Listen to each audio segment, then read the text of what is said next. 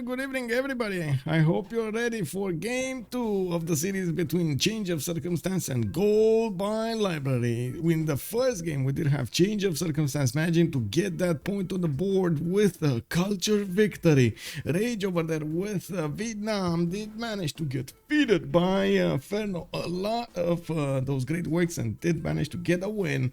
And now we do have the 7 Seas being chosen as a map tonight, and we're going to need to see how this is gonna go. Let me actually put up really quickly the map on the screen over here, and let's say hello to everybody in the chat. Hello there, Emily. Good evening, ma'am. How are you doing tonight? Monstrat, good evening, and thank you so much for writing first in the channel and at the same time picking up that first promotion. You had to wait a little bit, but the fast fingers, man. Let's go. Eric Coffin, also good evening, sir. We can indeed only hope for some nukes on the 7 Seas. There is a possibility we're going to see that happening. It's quite a big map, and we're going to need to see what kind of map generation we're going to have today. Of course, the players will need to get through those band phases, or I should say the remap tokens, and then we're going to see what map they're going to land on. Both somos you are the bienvenue. We got Takeshi Lev also. Hello there, sir, and welcome. Fafnir 444. Thank you so much for your kind words about the music. I hope you're gonna enjoy it. I'm working on another song, but hopefully it's gonna be in a few days. I started it last night, and I'm gonna try to work on it this evening after the game or tomorrow.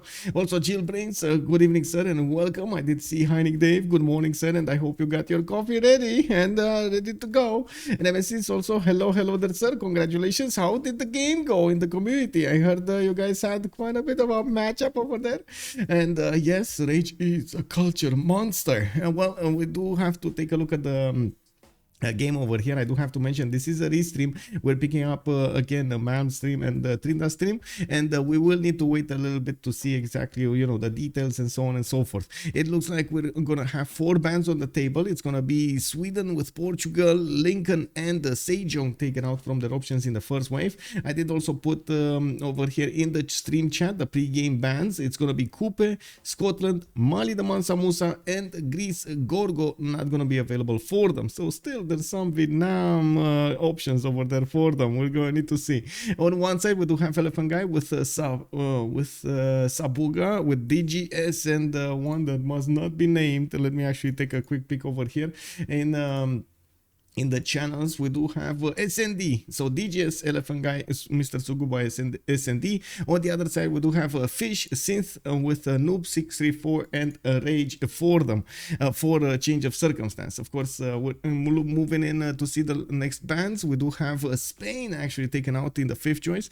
I do have to mention on the 7 Seas map where there is quite a bit of ocean for them to actually go through. And we're going to need to see if we're actually going to have some economic zones being created, or we're going to have some war zones being created, especially with the adjacency between those possible naval civilizations. Now we're going to need to see how much naval they will focus. You can have a good amount of land for you to develop purely land civilizations, and of course I'm expecting some war civs also to be taken. Now we're going to need to also see how they're going to manage to secure those victory conditions, if they're going to want to go towards a possible culture victory from the beginning, or with, of course, specialized civilization towards that, or they're going to try to go for something like Diplo. But since Sweden got taken out in the first wave, I find it unlikely. We do have Age of Steam actually taken out, Victoria Age of Steam taken out. Elaphantguy is going to go for Javerman, the 7th year in the first choice. We got the Fish going for Cleopatra. Cynth is going to pick up Chandragupta, and the Sabuga is going to be the next one. So we do have I gotta say from the beginning, quite a bit of an advantage when it comes to the Fish playing Ptolmeic Cleopatra. That's a very powerful civilization. We've seen it multiple times being played out, I would say mostly by the French people, by JR especially, but I think we did so also Tirit's playing out, making a wonderful performance with it. Also, Sweden is banned, yes indeed. Pericles not banned though. Hopefully pick Yes and no. I wouldn't actually say Pericles is one of those craved civilizations in the game. Mostly it's Gorgo because of the damage that it gets, and also Pericles does tend to go a bit too wild on the culture, and it doesn't get to catch up with its science requirement for quite some time in the game. It's actually quite a bit of a skill to actually play both sides over there. You do require a lot of population in your cities, and of course to get those extra districts down. Of course, the Acropolis does from the beginning does tend to limit your options when it comes to districts.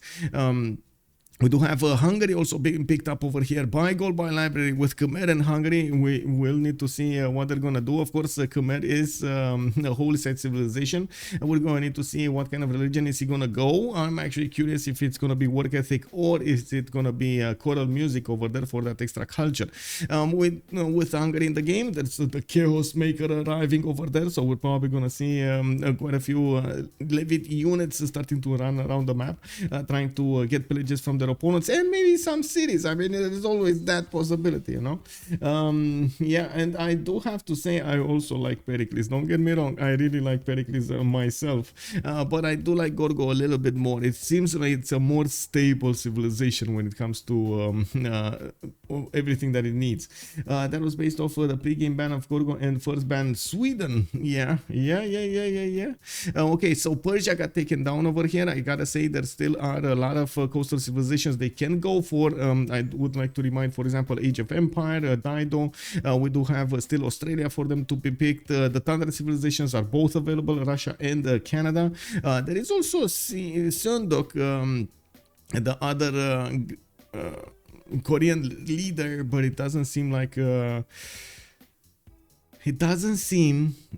it ended up in the player's choices for some time now. Maybe we're gonna see something like that, but I doubt we're gonna see something like that. I'm expecting something like Green, the next wave of picks.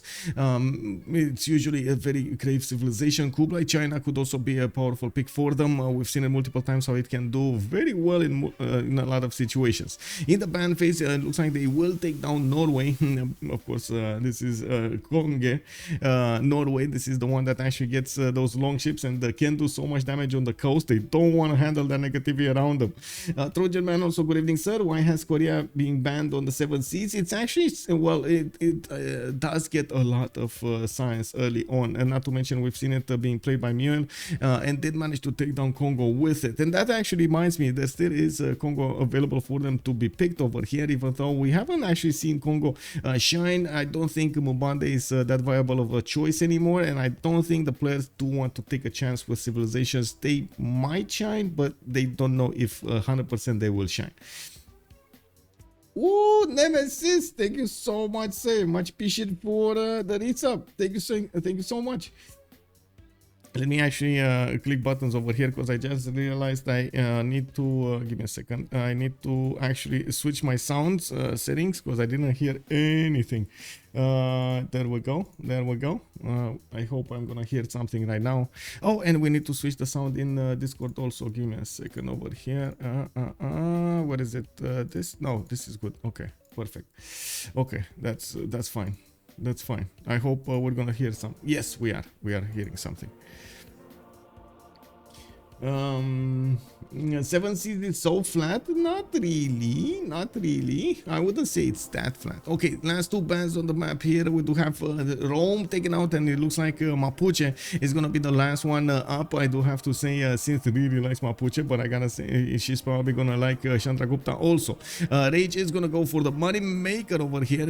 Age of Empire Victoria is gonna come up in the choices for COC with Chandragupta and Cleopatra. I'm pretty sure they can actually feed the goal towards Chandragupta to allow anybody that's going to play Chandragupta do that amazingness. We do have DGS with SND coming up next. Noob634 is also going to need to pick for a change of circumstance in the last wave, while of course DGS and SND will have their last remaining choices here with Matthias Corvinus and Khmer on their side, where they will need to pick something that will generate a little bit more gold. Jayavarman the 7th doesn't always actually tend to go for commercials. He does like to build other stuff, especially holy sites. But then and then Matthias Corvinus usually does go for his commercials from the beginning of the game, so it will generate quite a bit of gold for them. They need more though, and they will also need to somehow take care of the seas there. Spilke, bonsoir monsieur. Congratulations for the win yesterday. Pretty good game, man. Neither Shah paid, perhaps. Yeah, I mean, they did take out Cyrus. We're going to need to see if Neither is an option. I would, honestly, I was thinking something more the lines of Australia, but sure. Eleanor England being picked up over here by DGS. Of course, this is the Eleanor that gets the benefits from its great works. We're going to need to see him try to get those harbors out and then try to go for his theater squares, so he actually starts acquiring the books and gets more points for each of the possible districts, of course, according to how many great works it has in the city. It's actually a pretty good civilization, but it does tend to shine a little bit more in the mid to late game. Now SND is going to have the next 10 seconds to actually pick his civilization here. This is going to be the 4th civilization of gold by library, and it is Theodora coming up here, the Byzantium leader that was introduced relatively recently, around like what, 5-6 months ago, with the leader pass. SND is gonna get to play Theodora over here. Well, wait, if I remember correctly, Theodora doesn't get the tagmas, right? It still gets the Dromon, but it doesn't get the tagmas. With much pleasure. Hope 120 were not too long. Nah, it's all good, man. I'm actually quite happy when we see long games, man. I gotta say, I have no problems with that. Actually, it gives me a lot of options to actually talk about the mid to late game, which I think actually helps out a lot of other players as well, because we in most of the games, the games don't actually go for that late game, so we don't. A lot of the teams don't actually have that experience. So I think it is a good gold over there.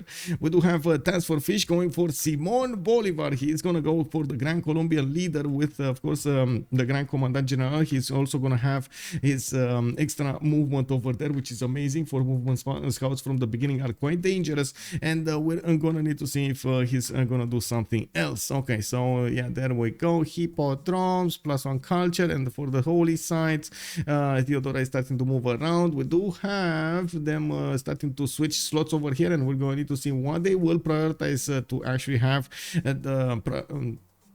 the priority when it comes to great people, when it comes to its wonders and so on. It looks like Elaphantguy is going to take the 7th slot. We do have TaskForceFish still staying on Simon Bolivar on the last slot. He doesn't really need to be competitive when it comes to the chance. He already has them, you know. Hey, good enough, ma'am. Hello there. And yes, we do have Chandragupta over here.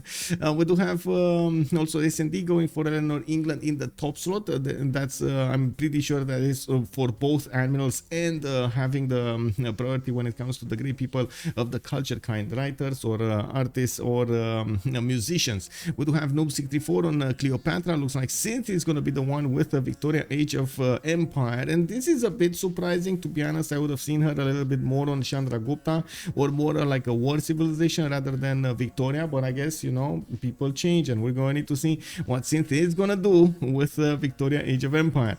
We do have also Sabuga on Theodora. Rage will be the one with Chandragupta. DGS on Matthias Corvinus. Ooh, the double trouble over here. Oh my, come on, man. You gotta pick one. Don't go both for Matthias Corvinus. Can you imagine what's happening in their team comms right now? No, me, no, me, no, me, no, it's mine. No, you take that, bro. I take my Matthias Corvinus. Anyway. It looks like we're starting to load in, and we're gonna see who's actually gonna pick what. Okay, so DGS is the one with Jayavarman the 7th. If I remember correctly, actually DGS didn't DGS die fully last time? Oh, they're switching again. They're giving Elaphantguy Jayavarman the 7th, and the DGS is gonna go for Hungary. Matthias Corvinus. Yeah, I mean, makes sense. Matthias does have that effect on people. I know, right? Exactly, right? Exactly. Yeah, he does have the effect on people. We do have the game loading right now, and let me actually put up the prediction really quickly for how many remaps we will have. Of course, they do have 2 remap tokens available, one for each team. At 10-10, we're gonna see it. We're gonna see the game being paused, and we're gonna definitely see what they're gonna choose over there. We might end up with both choosing to remap. We might end up with no choosing for remap. Abudu Siakaka, hello there, sir, and welcome. How are you doing? Good evening, sir. We are okay loading in over here. We're gonna hear the sounds in the background, but I hope well, it's gonna be fine. It's the French, it's the Francais language. Okay, so team labels, let me quickly put them up on the screen so we get this out of the way. On the left side we're gonna have COC. Well, I actually wrote something else. I wrote Chuck. And on the right side we do have gold by library. I gotta say, they didn't buy that many libraries the last game. Maybe we're gonna see some buys this game. You know, they did manage to get good gold though. On both teams we did have good gold. Okay, so let's see, what do we have here? The map is kind of weird. We do have quite a few inland oceans for them. It looks like Cynth is going to be top right corner. We do have Byzantium to the south. They might get to fight each other, and of course we're going to need to see also who's going to settle the big Galapagos Islands. We do have London with a pretty good settle with multiple 2-2s. Does have turtles over there to the southwest and Wales to the northeast. Looks like we're also going to have a decent amount of settles over here. No possibility for her to actually connect the north to the south, but I guess it's not going to be that big of an issue. We do have her with at least one settle to the west side that she can go for, another one to the south. Not amazing, but it can work. Also on the southeastern coast over there definitely can work. Oh, this is amazing spawn, by the way. These were the initial tiles over there for him. And what is this cocoa? Oh my god, what is this cocoa? 5 cocoa tiles in the initial series. He can even go and settle on one of them to get a 2-2-3 immediately. Oh, what you gonna do, Monsieur Hungary? Come on, what you gonna do? What is this? What is this? Open Sky London? We might, I don't know actually, we'll see. I don't think it's going to be that many patches over there available for him to use Open Sky, or I should say for Cynth.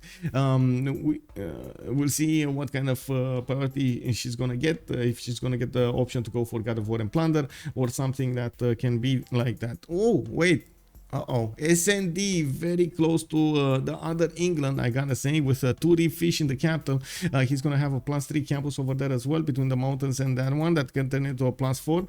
Looks like Gran Colombia is gonna be on the northwestern side of the map, on the other side of the coast from the English menace. Looks like he is he gonna have an opponent here? That's the one I want to know. Oh, there's an opponent southeast.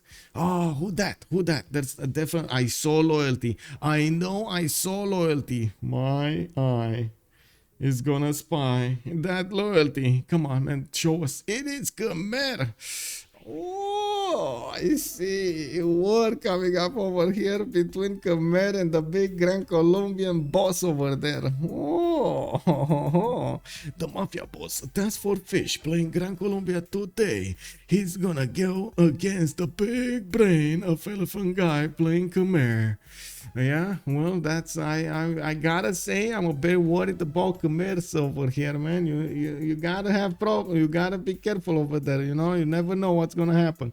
We got the Rakedet over here coming up with some sugar tiles. Looks like a 4-1 capital, and he does have his 2-2s to work. No 1-3 though to couple it, unless he actually spent a lot of gold to get it. We do have a possible second settle to the south, and I'm pretty sure he's gonna try to get something like a Temenangi here. Pretty good floodable terrain to the northwest, to the south, no problem. Southeast as well on the other rivers. Can definitely go for Lady of the Reeds with no problems at all. There was a bit of a nerf on Ptolmeic. It doesn't actually get its extra culture from the resources improved immediately. It does get it after Code of Laws. So you gotta wait 8 times. You know, it's not that big of a wait, but it's still a wait. You know, that's quite a bit of culture that you're not going to benefit from the beginning. And we do have, by the looks of it, also Kumasi that will be available for Sheffield to trade with. We do have, where's the other one? Okay, so Coco tiles over here. Buddha said, I'm not going to move. I'm just going to work those Coco tiles. It's all good, man. But I got to say, this is an insanely good Goddess of Festivals. 1, 2, 3, 4, 5, 6, 7, and an 8 plantations just in the capital over there. I am expecting him to try to go for Magnus internals here. Oh, more plantations in the north. Oh my god, another city with 4 plantations over there with the coffee tiles with oh my, this is a lot of culture that you can get. A lot of culture. It's also great Artemis, yeah, I mean, and he can build the Artemis actually. He just needs to chop a tile over there next to those camps. Can we wait? Yeah, there we go. We can hear the sound, the wind blowing, the clicks happening in the game over here. We're gonna need to see if the fish is gonna realize where England is before he's gonna settle that west side. It's definitely how to say, an incentivizing spawn for him to get a city there. But yeah, I mean, you know, you gotta be careful with that. You never know on the 7 seas when you're gonna end up against an opponent that just brings boats to your shores, and you're gonna be like, Pikachu, I didn't do it. Anyway, we do have Buddha over here coming up with Scout, and it looks like he is gonna need to discover his territory. We hear some birds also chirping over there in the background. What is that? Is that actually what's going on over here? Oh my god, look at that. We are actually hearing the birds chirping. Okay, well, I guess there's a lot of forest and rainforest. They have where to go, sit in the trees over there and try to get those worms. We do have also to take a look at Chandragupta. We didn't see Chandragupta. Why are we not seeing Chandragupta spawn? Okay, no, we do have 2 of these science city states. It looks like also 4 of these commercials. Not bad. City of London did get settled in place. She knows about the northwestern tile. She did send a warrior towards that, and now she's gonna try to go to the east side here. There is a possibility she's actually gonna meet England, but it's not that likely. And I gotta say, with also Hungary coming up over here, it will be a problem for England to actually get going over there with her cities, especially since she's gonna need to be fighting on the seas against those dromos of Byzantium. She might end up with a bit too much for her to handle. We do have 3 turns for a scout in Rakedet, for a settler in Rakedet. Looks like he can definitely settle that south next to that warrior. I'm not sure if he wants to go directly on. That could be an option actually, directly on the incense tile. Even though he's gonna need to spend some gold to get some others tiles over there to work, the 2 2s. We'll see how this develops. And of course, we're gonna need to see if he is gonna manage to get Lady of the Reserve Marshals, or somebody's gonna need to deny it or take it away from him. DJ is already on 8 gold because he's using his Coco tiles. We do have the warrior of Gran Colombia about to meet the Khmerian menace to his south. What are they gonna do about this? We do have Alpha also getting his settler out in 4 turns. The people of Khmer are not gonna be happy to find the Gran Colombian population to the north of them. They will need to shake hands and try to be friendly. Is that actually a possibility? No, it's not. It's a teamers game. Everybody wars, man. From the beginning of the game, everybody's gonna war. They're gonna click on that button and gonna try to pillage each other. They're gonna try to take builders. They're gonna try to take cities and smash their opponents until there's no more opponents. We do have the initial upgrades over here for the Refish of Sheffield. Looks like he's gonna get those 2 going. Very good adjacency, by the way, for campuses next to them. And I gotta say, man, that ability of the 4-2-1 tiles to work the 4-1 tiles at the beginning of the game does help you out so much, getting that extra population and being more prepared against everything. And we do have Constantinople also with a settler coming up in 2 turns. He did buy out the bananas and the 1-3 next to the mountains. That could be actually a pretty good holy site, if I might say. We do have 11 production actually for Sabuga, growing his population much faster, and managing to work the good tiles over there does allow him to have pretty good settles. Also, I did see Chandragupta to the west of Sabuga. That's going to be a problem actually for Theodora. Good thing he has some mountains to the west to protect him, but I don't know. We're going to need to see. He's also going to need to focus on the seas there against England, and that might not be the best choice that he can make over there to not plug the choice on the west. We do have Rakedet actually in a free sim position over here. I don't think he has anybody next to him to bother him from actually getting his stats up and try to get some form of a culture victory. Noob 64 over here will use his big brain to try to get everything he needs to get to help out his teammates and win the game. We do have the meetup over here between Sheffield and England and London. Did see that warrior. I don't think she's gonna be that worried about having England on the east side, but I'm pretty sure she's not gonna know about Hungary to the south, and that will cause a stir. We do have the city of Pana also with a decent amount of mountains to the south. Looks like he's thinking quite a bit where to go. He does have a settle to the west side next to those bananas and tobacco. He can go to the south and try to figure out if he can actually settle anything. He doesn't see past these mountains and those forests. That might actually be a problem. No freshwater settle over there for him. He does have one to the east side, and it looks like he is actually gonna go for that long trek towards the east where his scout is. 1, 2, 3, 4, 5, and a 6 to settle. Rusty Ranjit has joined the round table. Hello, Kang. Good evening, sir. Thank you so much, Rusty Ranji, for the follow. Bonsoir, monsieur. I think GBL might want to remap this. Nice capital cities, but not ideal neighborhoods. Yeah, if they know about it. I mean, first of all, GBL has the ability to take out Cynth. Cynth should die over here if they keep this map. Khmer will need to focus on defending against Gran Colombia, while I'm pretty sure the west of Theodora over there can be defended against Chandragupta if he plays his cards right, if he gets all of the defenses properly, and of course plugs those chokes. Bumped on your content on YouTube. It's been a delight so far. Oh, thank you so much, man. I'm so glad that you actually enjoy it, man. Thank you for helping me out with that algorithm from YouTube, man. It's starting to be quite a bit of a problem. I don't know what to do anymore, but I'm so glad we got some new people over here coming in.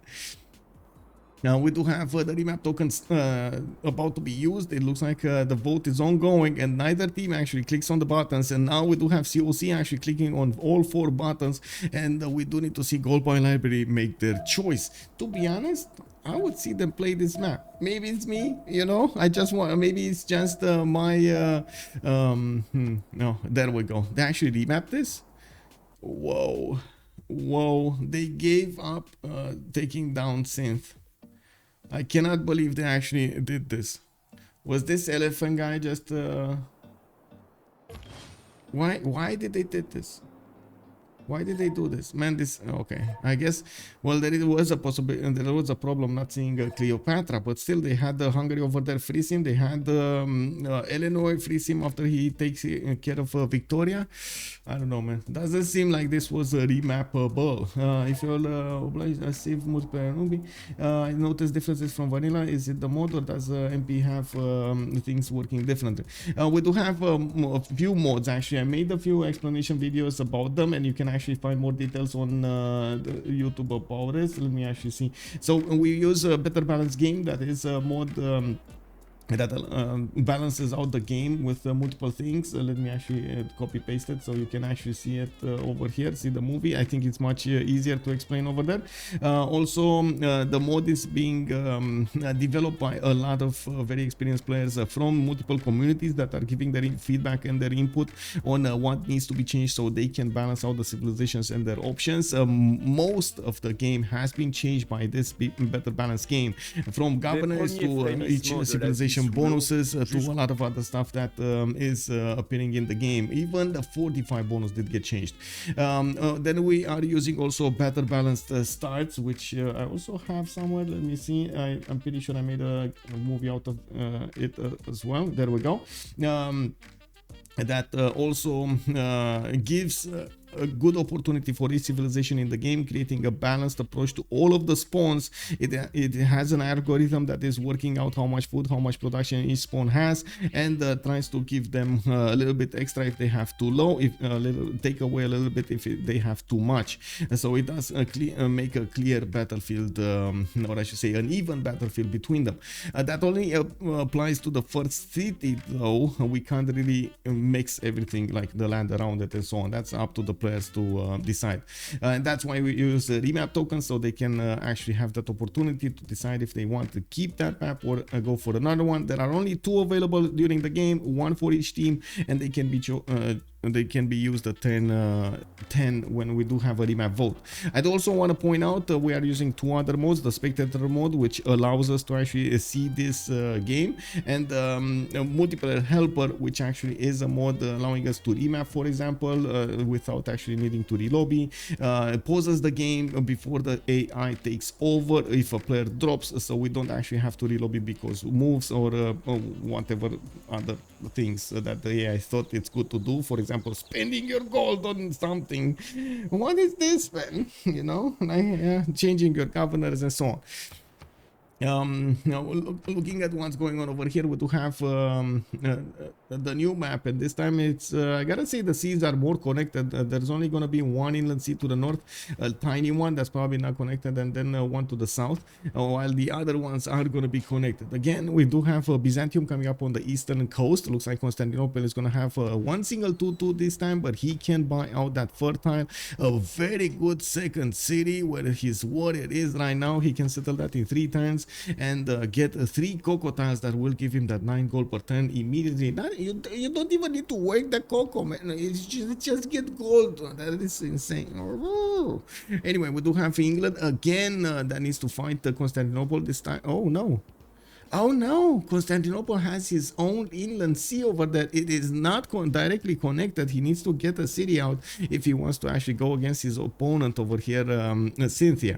At the same time, the city of London looks like it's going to have a few of these patches to improve, not to mention that wine tile, the 231. We do see a scout coming up in 3 turns from the city of London, and I'm pretty sure she's going to try to figure out exactly how her land looks like. Is this actually, wait a second, this looks like Great Britain. It even has the island on the west side. This, how is this possible? Look at this. This looks like Great Britain. This is insane. Who still has a remap? COC has a remap. Also, Platypus, the greatest of all time. Yeah. Jacob, also good evening, sir. Hello there. Hello there. Kebab plus Civ is gold. Yes. I mean, I don't mean. Oh my God, you're making me do the what's that animal called in the seas? Oh, the seal. You know, the seal. Yes, I want some kebab also. Some gyro, some kebab. Yes, big belly.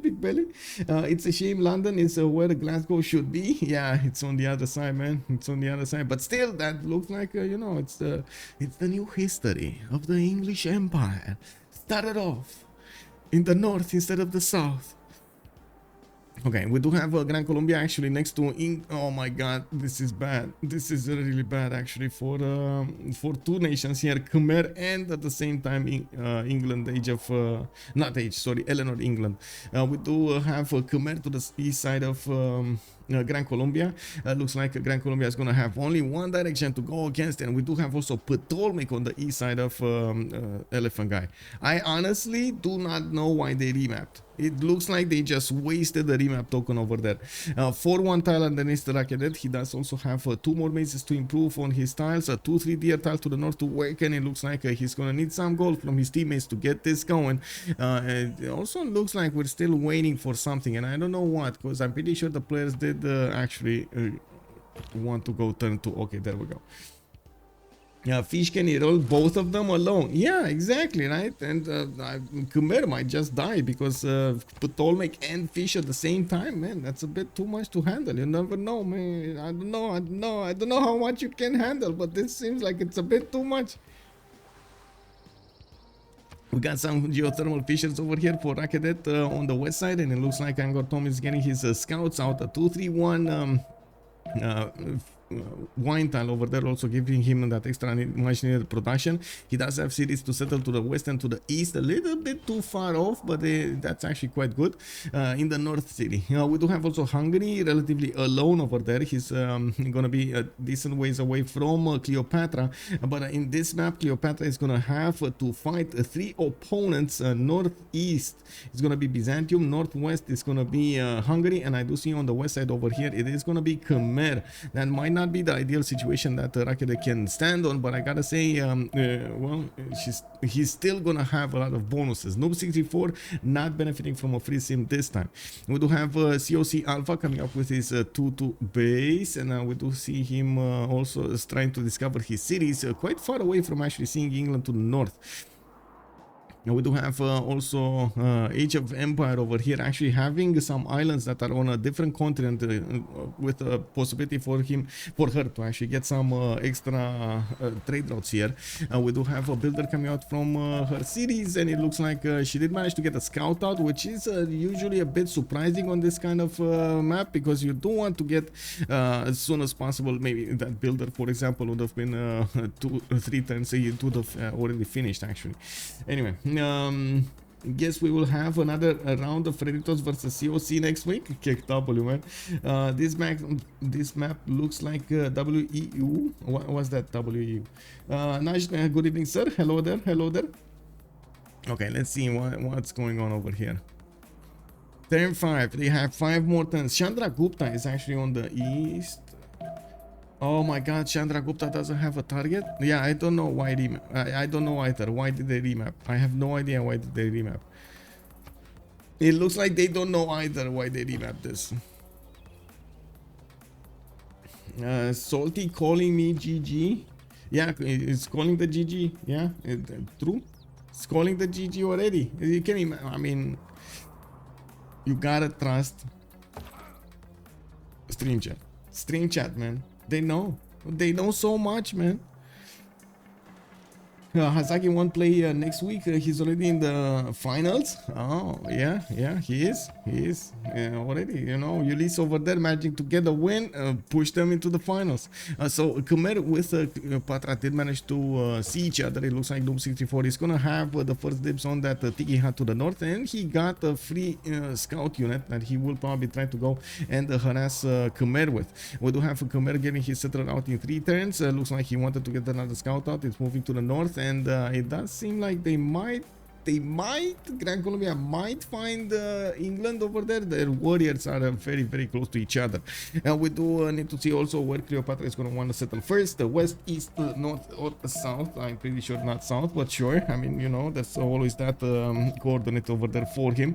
Very good campuses coming up with geothermal fissures. It's not going to be easy for Hungary to come in, but he can. From the northwest, we can see there's quite a bit of fresh water from those lakes, from some rivers, to actually work this. Hello, bonsoir, monsieur and Sasu. Hello there, sir. How are you doing? West Europe, sir. England is also on island. Oh, West Europe. I mean, okay, yeah. Let me actually put the microphone a little bit further, so I can actually see more of the screen over here. Give me a second. Let me do this. I'm sorry if there are some weird sounds coming through the microphone.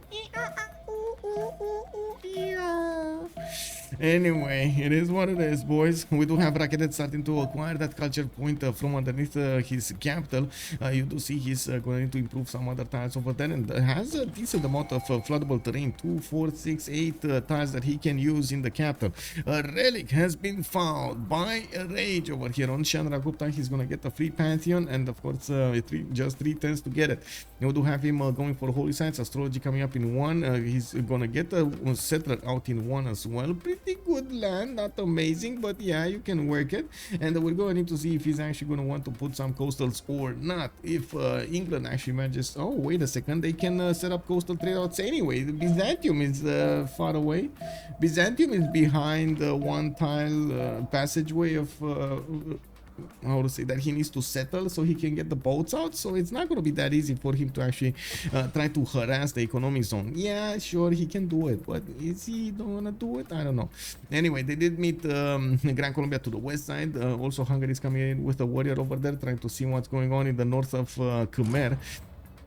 Looks like there's also Wonder put down.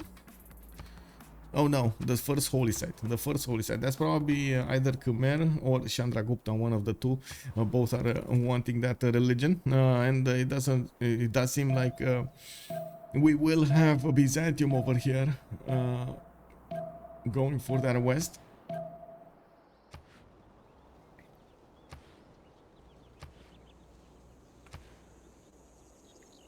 Okay, so moment of truth. COC still has its remap token. We do not have a remap token on GBL. We've seen a little bit from the response. We got Chandragupta, for example, in a freezing position. We do have Gran Colombia that can attack 2 opponents, and Ptolmeic over there is going to be between 3 opponents. Might not be the ideal placement, but yeah. Man, they put their big pants on, big boy pants on, and now this game is going forward. We just started the game 2 between Gold Mine Library and Change of Circumstance to see how this action is going to develop over here. Change of Circumstance did manage to win the first game, and we're going to need to see if they're going to manage to win the second one, or is Gold Mine Library going to take us to a third game tomorrow. It is going to be a 1345 GMT. Yes, the game is in French. Yes, I am restreaming, ma'am. Actually, I have both, but it's if I restream Trinda, there's so bad quality over here. I'm sorry, but it's like I don't know why, but the stream is very bad. Look at this. He doesn't have internet or something. It looks like German internet is very bad. I don't know. French internet very good, German internet not good. We do have a rocket also getting scouted over here by Khmer. Looks like Khmer is Cleopatra will want to get that settler on the east side, the back settling, trying to get some safety. And I do see the same thing happening from Khmer. They don't really want to poke at each other from the beginning of the game. I gotta say, Khmer actually doesn't have a good settle on the west side there. It's quite expensive to make everything work, and it's going to be quite annoying at the beginning of the game, especially since it's going to need quite a bit of production to get those holy sites, the shrines, and maybe some projects for his prophet. Also, ironically, my French boyfriend has much worse internet than me. Wait, really? The Cleozine is confirming German internet is the worst. I don't know how, actually. I don't know how German internet is bad, to be honest. I was expecting you guys to have like some of the best internet in the world, actually. But anyway, it's the same with America. They have actually really bad internet for some reason, and you know, it is what it is. Oh well, we do have to see also the third settler of Cleopatra, where it's gonna go, to the west, to the north, or again he's gonna try to back settle. Harihara did get settled, and as you can see, he can work 3-1 tile actually from the citrus tile, but he's gonna need to buy a 1-3. This is a very bad city. I cannot stress this enough. This is a very bad city, very bad, because you don't have those tutus around you. You don't have a lot of them. You need to spend the gold. You need to spend builder charges to make it work, and that is definitely something you do not want to do at the beginning of the game. It messes up the tempo so badly. It looks like Gran Colombia did manage to figure out exactly where England Eleanor is, to the north over there, and he's gonna send some warrior to sample the beers.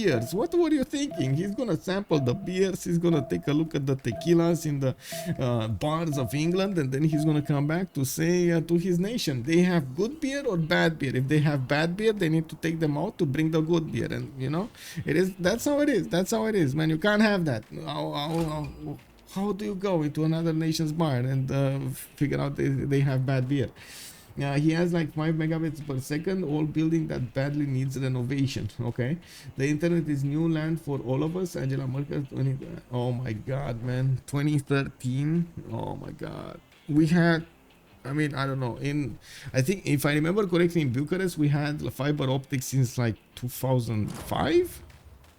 Yeah, 2005. Everywhere, it was like everywhere. I don't know, man. Anyway, we do have a third settler coming up from Khmer. Looks like he did put the first holy sites down, one from Hariharalaya, one from Angkor Thom.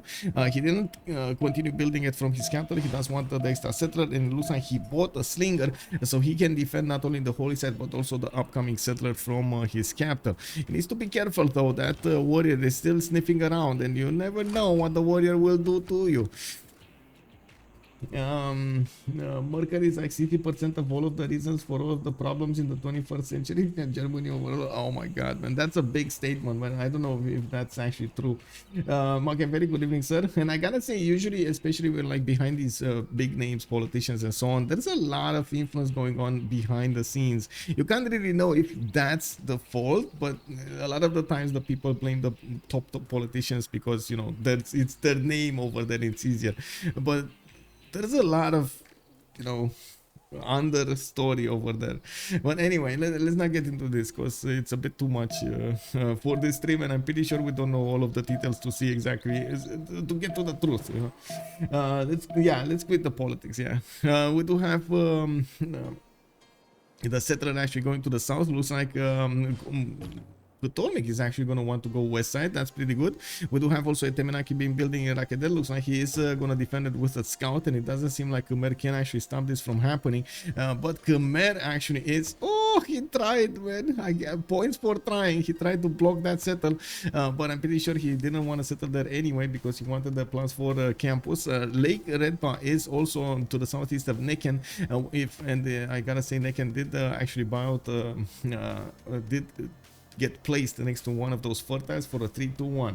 Also, Medicine Man, hello there, sir. Good evening, good evening. Titio, bonsoir, monsieur, bienvenue.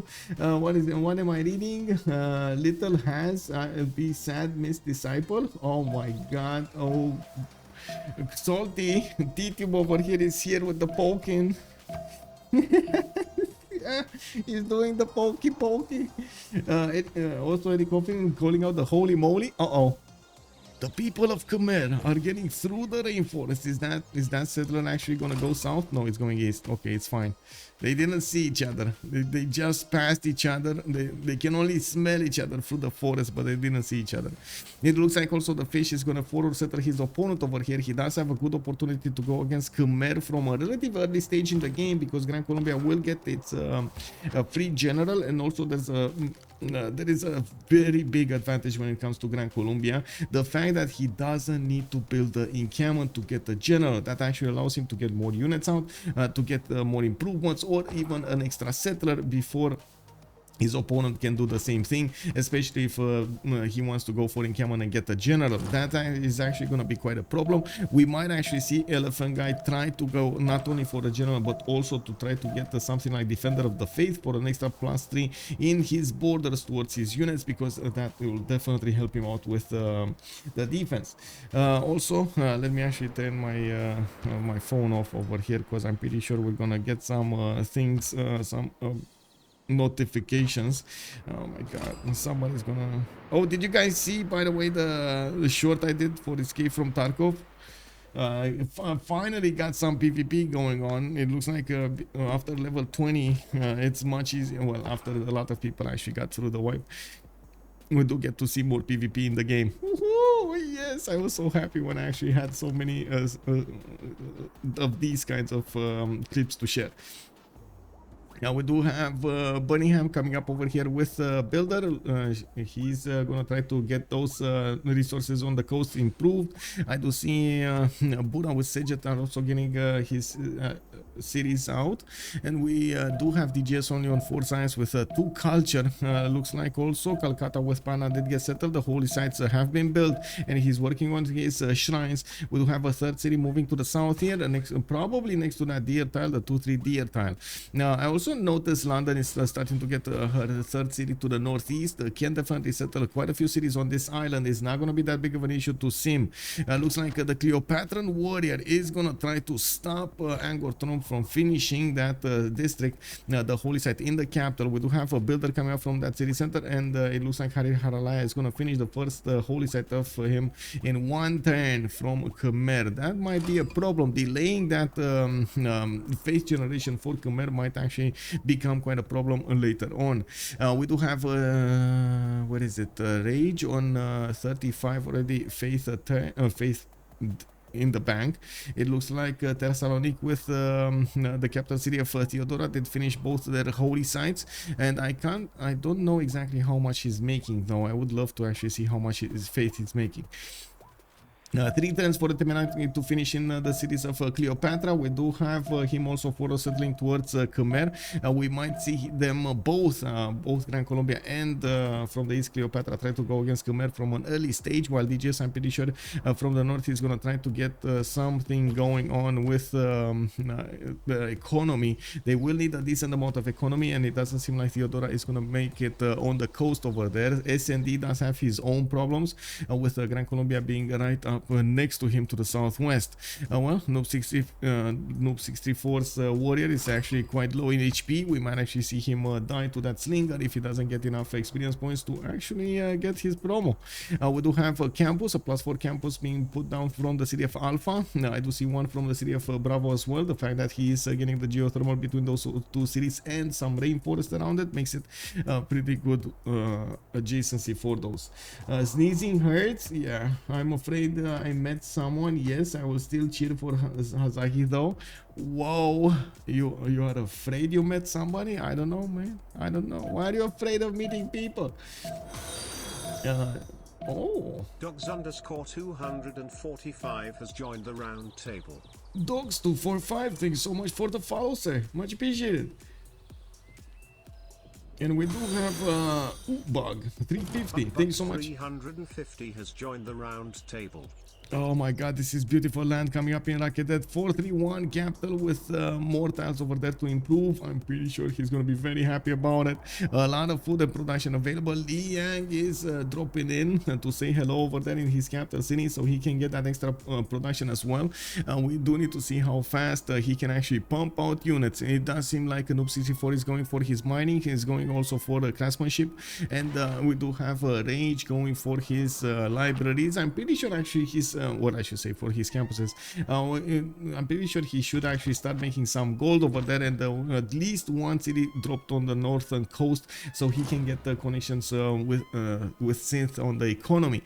We're going to need to see exactly who's going to go internals and who's going to go externals. Looks like Fish did manage to get that city on the east side, no problems. We do have a Temple of Artemis being built over here in the cities of Theodora, with a third city moving to the north. He did manage to build his shrine in the capital with Thessaloniki, needing only 2 more turns to get that going. Looks like also the cities of Hungary did manage to get a pantheon. Would have loved to actually see what kind of pantheon they do have.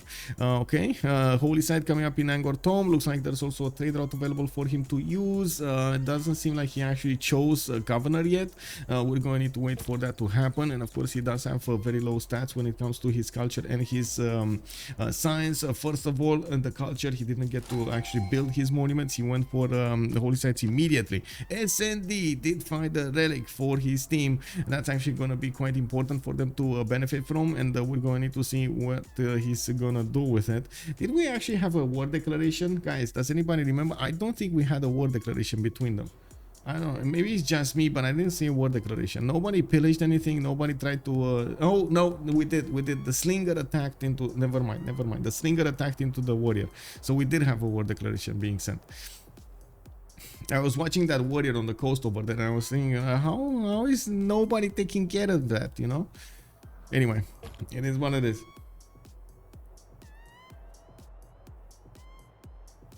Really? What? Really? What's that? What happened? Right. We do have horses improved from the cities of Khmer. We do need to see when he's gonna finish his shrines in his holy sites. How much faith is he gonna start generating? He's gonna need quite a bit of it to actually have a good monumentality and try to fend off his opponents. Now it does look like also Rakedet did acquire another one of those main styles to the west side. He is building the +4 campus in the city of Memphis, getting that culture and the science. Noob 64 already on 18 science and the 5 culture. I'm pretty sure he's gonna want to get those main styles improved and get one of those sphinxes to the west side. He can actually put only 1 sphinx next to Etemenanki, but at least 2 sphinxes on his river. Well, any good sphinx is a good sphinx, no? Any sphinx is a good sphinx. French is really throwing me off. Yeah, I guess. Yeah, but if I do this, I mean, I can show you. Look, this is Trinda stream. If I do this, I'm not seeing anything, man. This is worse than actually seeing. Isn't it worse? This is not good, guys. Let's come back to the light. We can't have that. Okay, so India did actually pick choral music with something. What did he do? Come on, with Defender of the Faith. So he did deny Defender of the Faith from Khmer. That's actually going to be a major problem for Khmer. He definitely needed the extra +3 to defend against Gran Colombia. You do have also Memphis on the east side that might actually think about doing some more moves over there. TaskForceFish is 7 turns from getting his horseback riding, also 1 turn away from getting his craftsmanship. He did improve his first horse over there, horse style, and I'm pretty sure we're going to see some horse styles improved over here. Quite expensive actually for Chandragupta to get that horse improved. It's 3 tiles to the north of his capital. That's a bit much. Temple of Artemis coming up in the capital city of Theodora. He's going to get that next city, third city to the north, a bit late in the game. Actually, everybody already has 3 cities. He was a bit late on it, which is surprising. He had actually pretty good production in the capital. Now, okay, horses, and the second horse improved over here in the Khmerian territory. We do have some monuments coming up from Gran, Colombia. We're also 1024. There are 7 more turns until the next era, and we're going to need to see how things develop when that Gran Colombian, when the Grand Commandant General, or I should say the Commandant General, actually it's not Grand Commandant General, but I like to say it, will get onto the map, and we're going to see him try to go against his opponent Khmer with some units from TaskForceFish. The fact that TaskForceFish is going to get his size and his culture up is going to allow him to use a better cards, and at the same time he should be building soon another settler. Okay, Magnus internals there. I do see his campuses are going to finish in 1 and 2, and that's a +3 and a +4. Okay, that's a lot of science. Already he's on 6 science and 8 culture, while we do have Elaphantguy on 6 and 3. Elaphantguy, by the looks of it, we still don't know exactly how much faith he's making, but I wouldn't imagine he's making more than maybe like 14 a turn or something. Yeah, or something. Did he get the Pantheon yet? I think so, right? No, he did not. He did not get the Pantheon. Oh, that's a problem. That is a big problem. I mean, you know, you need a Pantheon, bro, for your religion. Yeah, I guess he's gonna lose his religion. It's turning into REM. Okay, we do have Lady of the Region Martians being picked up over here by Ptolmeic. We do have a trade route also being trained over here in the city of Memphis that he can connect his capital with a road, so he can reinforce the western front much faster. And we do have also Moksha being plugged into the Khmerian capital, while the Magnus internals are going to be the option for Hungary. We did see Magnus over there establishing in 3 turns. Looks like also multiple commercials coming out from the cities of Hungary. That's the usual strategy that you're going to want to get with Hungary, and of course we're going to need to see them fight for those great merchants, the 3 very big ones, Zankian with Marco Polo and the Ibfadlan. Another 3 turns for the settler coming up from Rakedet. We do have Noob 64 going for Wheel, so I'm assuming he might actually want to get some Mariano Chariot Archers going. Wait, does Ptolmeic benefit from Mariano Chariot Archers? I think she does, right? It's on Egypt. With the shrine, he will have enough faith for it next time. Dogs for 245. Holy, you are talking fast. There's a lot of information, man. There's a lot of information that I need to talk about, and I'm sorry, but I need to say it. We do have Alpha also getting his trade route going. He will manage to connect the city of Charlie to the city of Alpha. That will allow him to actually reinforce that much faster. You've seen how many hills and how many rainforests are there, and that is actually quite a problem. We do have the warrior of Gran Colombia getting attacked, put in a corner over here. His only chance is to jump into the seas, but it looks like he doesn't have the technology. He doesn't know how to swim. Somebody save him. What are the how do you call actually in English? How do you call those guards on the seas? How do you call them? There was a movie about them, right? Baywatch or something. A movie with big muscles, you know. Anyway, we do have a god of the sea over here for the cities of England. Looks like a 4th and a 5th settler coming out. 3 diamonds. Where are those? Also Coast Guards. Coast Guards, that's how they call. Okay, Coast Guards, got it. Is that actually Coast Guards? I have no idea. In Romania, we just call them Salvamar, which basically is like, anyway, save the seas or something. Coast Guards, okay, got it. I don't know why I always thought the Coast Guard is more like a military / police kind of thing over there, not really like those ones that stay on the beaches.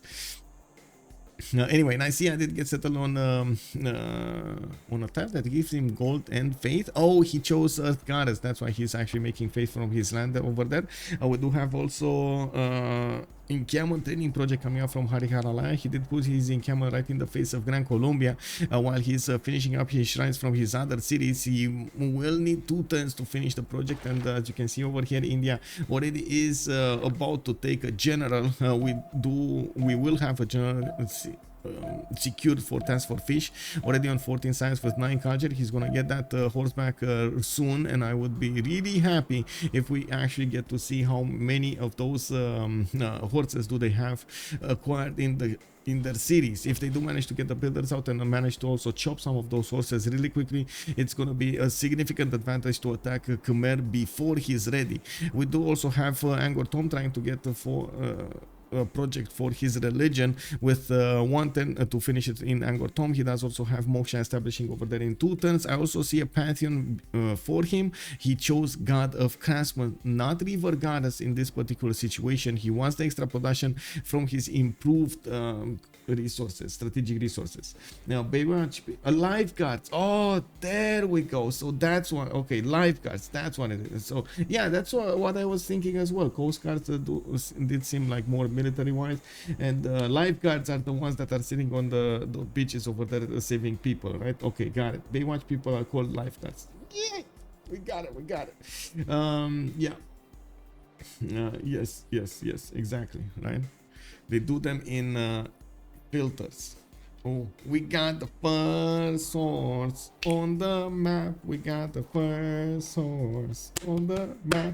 We got Alpha and Charlie building up those horses, training them and sending them towards the front line. You do see that the trade route is moving from the capital city of Alpha towards Charlie. He actually wanted to beef up his capital, not get the trade route the other way around from Charlie to the capital. I gotta say that also allows him to create the pathways and move the units with the road generation over there, so he can get to Charlie or the east side a little bit faster. With 4 turns to go, he does have the builder coming up from Bravo, and he's gonna get the opportunity to chop some of those horses from that city and send quite a bit of a powerful force against Khmer. I do also want to point out Khmer is on 18 faith at 10. We do have rage on 26. Unfortunately, Elaphantguy didn't get a lot of faith from the beginning per turn. We got some Mariano Chertaches coming out from Memphis in 4 turns. Looks like he got his builder stolen. Looks like Hungary did manage to steal a builder from Cleopatra. Cleopatra getting another Mariano Chertaches from Rakedet while he's trying to save his other builder. That's a bit of an awkward position over here for him, but I'm pretty sure the Mariano Chertaches are gonna have something to say about it. If anyone ever feels useless, there are lifeguards designated at Olympic swimming pools. I mean, I don't know if they actually feel useless, but Olympic swimming pools, if I remember correctly, they're actually quite deep. That's why they're Olympic, so you never know, man. You might there might be a lot of stuff happening, like I don't know, you fall, you slip and you fall and you hit your head and you fall in the water and you can't get out, or some unfortunate event like this that is problem. Or you jump into the water and you don't realize, but you jump onto somebody else, and you know, mistakes happen. Then they need to be there. Wasn't there an accident recently when artistic swim? Yeah, exactly. You gotta be careful with that, and that's why they're there. They're not that useless, but yeah, I'm pretty sure a lot of the time they don't really have anything to do anyway. But the same can be said about the seas. We have another problem. For example, in Romania, we do have you know, those flags that you need to put on the coast, on the shores, so you tell people if it's safe to actually go in or not.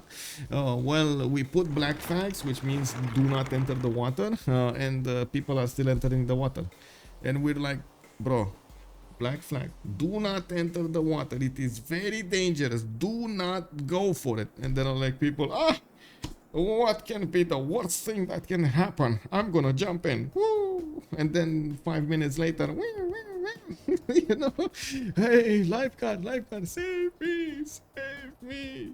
Oh my god, man, I don't understand, man. I don't understand. It's a sign, do not go in, you know, like it's like one of those, you know, do not feed the bears. Don't put your hand in the bear, you know. Now, with lifeguards do the 25-meter pool, I think it's mandatory here. Yeah, I'm pretty sure it's mandatory, right? Your camera shaking again. Either you are having... No, I'm actually, how to say, I'm actually hitting the how to say, oh my god, the table, and it actually bounces the camera. I'm sorry. I guess I can try to keep my hands off the table, even though I really like actually to keep my hands on, but whatever. We do have 3 4 5 settlers coming up from England over here. Looks like she's managing to improve some more of those tiles in the water, getting that extra production over there from God of the Sea. She will get the opportunity to take down Rapa Nui with her 3 boats she's gonna get from what is that? Oh, wait, that's not going to Charlie. That, oh my god, it's actually going to La Venta? Is he gonna try to take La Venta on the way towards Hariharalai? I mean, why not, right? Get more units over there? Yeah, makes sense. The black flag is more like we don't have the money to staff the beach with lifeguards rather than being actually dangerous most of the time. I mean... okay, I don't know about that. I still think black sign, do not go into the water, you know. We usually have lifeguards or police warning people when it's a low tide or high tide, whichever tide is dangerous. Yeah. The line Egypt. Also, bonsoir, monsieur Rafifi. Comment ça va, monsieur? We do have a Khmer actually getting his. Wait, is that actually? Sorry, that's the hill one, right? Holy waters or something. Valor travail, work ethic. So work ethic with the one that gets him the hills in his cities next to holy sites or something, with a holy site. We do have 1, 2, 3 horses already built sent to La Venta. That's gonna be an easy pickings for him. It does seem like also they weren't spotted. I don't think the diamonds allow the diamond tiles with the rainforest allow that Khmerian warrior to actually see what's going on. So he might not know that's a lot of units coming towards him. Think about it, just telling people to not swim while someone is cheaper than obeying the laws regarding beaches.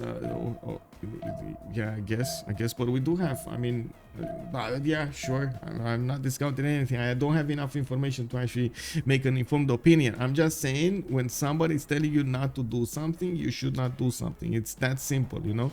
If you are doing it, there must be something wrong over there. Okay, so a scout got killed over here in Khmerian territory. Looks like there was a pillage on the shrine, and there are some shots being fired between the units of Khmer and the units of Gran Colombia. We do see also the trader is actually moving towards Charlie now. I'm so confused about that trader's movement, by the way. He went south instead of going directly east towards the city center. Anyway, we do have a Hariharalai actually starting to get forces of his own. He did manage to recruit a general to the west of his opponent, and I do see also spearmen are coming out from his cities, so he can help out with the defense against horses. Also, right, so if I tell you not to say Pikachu, well, you oblige. Well, I mean, it's not a danger to my... If you're telling me saying Pikachu is dangerous to my life, probably I'm gonna stop doing it. We do have Bunningham coming up with pantheon here. It looks like it is religious idols. I did see the faith generated by those diamond tiles, and of course a little bit of extra gold. We do have also Thessaloniki and the capital city of Theodora managing to finish Temple of Artemis, and that's a +2 holy. That's a +2 campus over there in the cities. Okay, looks like we do have more horses being trained over here from Khmer. Would have been awesome to actually see what Cleopatra's doing.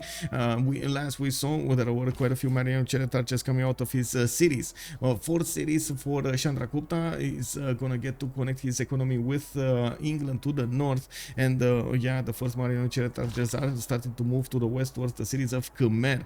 Now we do have to see also La Venta being taken down quite quickly. La Venta is defending himself with warrior inside of that city center. Since this is turn 32, we will see the players managing to get their golden age options. Looks like the 4th city coming around also to the west side, 5th city coming up from Rakedet also, with that builder still moving towards the lands of Hungary. That's I guess quite a prize. Still no Sphinx generated over here in Rakedet. I would have thought he's gonna want that extra culture, you know. Just one, you get one and it's gonna be fine. Anyway, now we do have also Nekian with another settler coming up there, so he's going to be on 6 cities relatively quickly here. He definitely can settle that Lake Red bar to get the extra points of science and gold. We do have also some more improvements over there for Hungary. I wouldn't be surprised if Hungary is going to try to go Ancestral Hall and pump out settlers afterwards.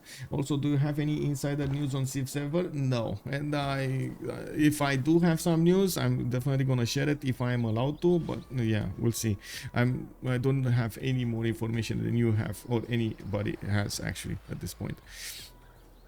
Now we do have Liverpool coming up with an archer. Looks like Gran Colombia is going to focus all of his efforts to the east side, getting his commandant general to move towards Elaphantguy, while he's putting some pressure on Harir Haralaya to the west side there. He might actually want to wrap around towards Yasodharapura and hit it from the south instead of directly hitting into that encampment.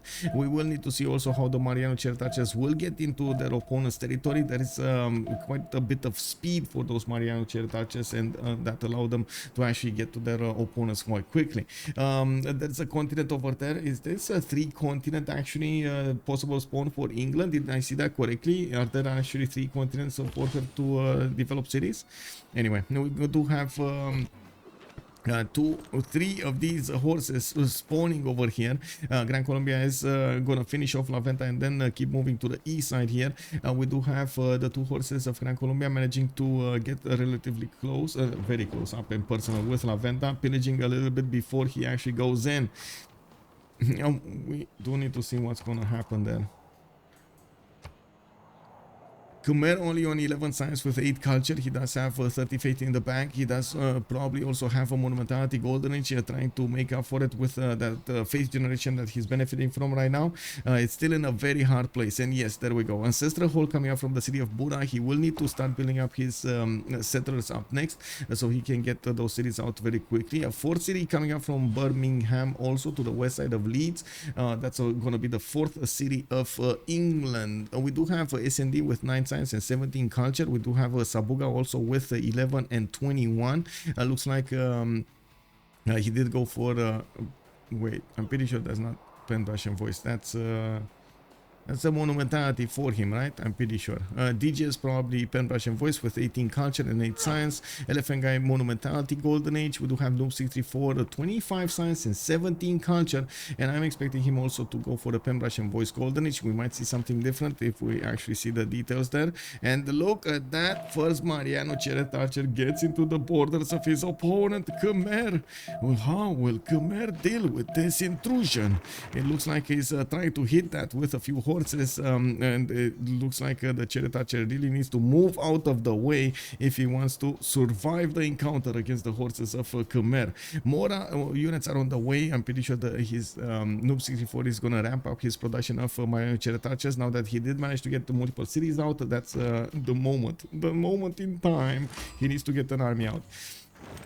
Yeah, there we go. He's moving out. He's moving out and shooting. Very nice, very nice. He caught that horse out of position over there, and looks like he's doing quite a few hits. We got more movement. Wait, did actually? Anyway, Elaphantguy is going down, and there are 2, 4, 6 horses around it, and we do have an archer coming around. More horses coming from the cities of Gran Colombia, while he's gonna build his Warlord's Throne. He's definitely preparing for a lot more horses to work with. We do have Hungary getting Zankian. He's the only one making commercial points at this moment in time, merchant points I mean, and of course he's gonna get to recruit that. Ancestral Hall did finish. He's gonna pop a builder out of his new cities that got settled, and he's gonna have that extra governor point. We do have also Sejet with another wave of settlers there. We're going to need to see how many cities is he gonna get to actually benefit from in the west side of Theodora. Now we also have Rage with 13 science and 25 culture. He does have a decent amount of face generated per turn. He already built quite a few of those holy sites, and he will start to recruit more generals, which will have the opportunity to deny some of those generals from his opponent. Michael is if I said admin of CPL Discord, that's a lot of power. Or I don't know about power. I would say more responsibility.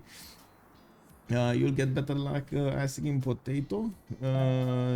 I don't think Potato is allowed to say anything even if he knows anything, because usually his Firex is not allowing any kind of information about anything new, because they do want to control the flow of information, which is usually what's happening in a lot of the games. I do know Potato, yes. I don't get to talk with Potato that much, but yes, I do know him. Okay, a fourth city coming around for Gran Colombia. He did manage to take La Venta. He can keep on going towards Rapura, but if I look at this correctly, he's going to require a few more of those archers if he wants to punch through the defenses of his opponent. We don't have yet Governor Victor established anywhere. From the east side, Marion Cheret archers are starting to get on the front line over there. I'm pretty sure also Noob 64 is going to require to get some kind of classical unit out. The Marion Chariot archers are ancient, and they do not have a lot of first of all, they do not have the ability to actually walk in a city and take it over. He can work on the units though, and will slow down the Khmer's ability to actually reinforce the west side alongside the east side. As you can see over here, we do have the Marianos getting onto those hills over there to start poking at the cities. We do have a Cynth also going for mining, Nusich for going for masonry. Okay, and well, we'll see. Gavron Plaza also did get finished over here from Angkor Thom. That's going to be between his cities. Looks like also Governor Victor is establishing in the city of Yarosladarapura, not in Hariharalaya. Well, we'll change the dynamic a little bit. Now, Monumentality, Age of Theodora, SND. Anyway, no, we did go through them really quickly. Anyway, Audience Chamber coming up in the capital city of Theodora. We do have him with the 4th and the 5th settlers moving to the south. 6th one coming up from Thessaloniki in 2 turns, and he can settle that northern sea as well of his capital. Trying to go for pyramids in the city of Nicaea.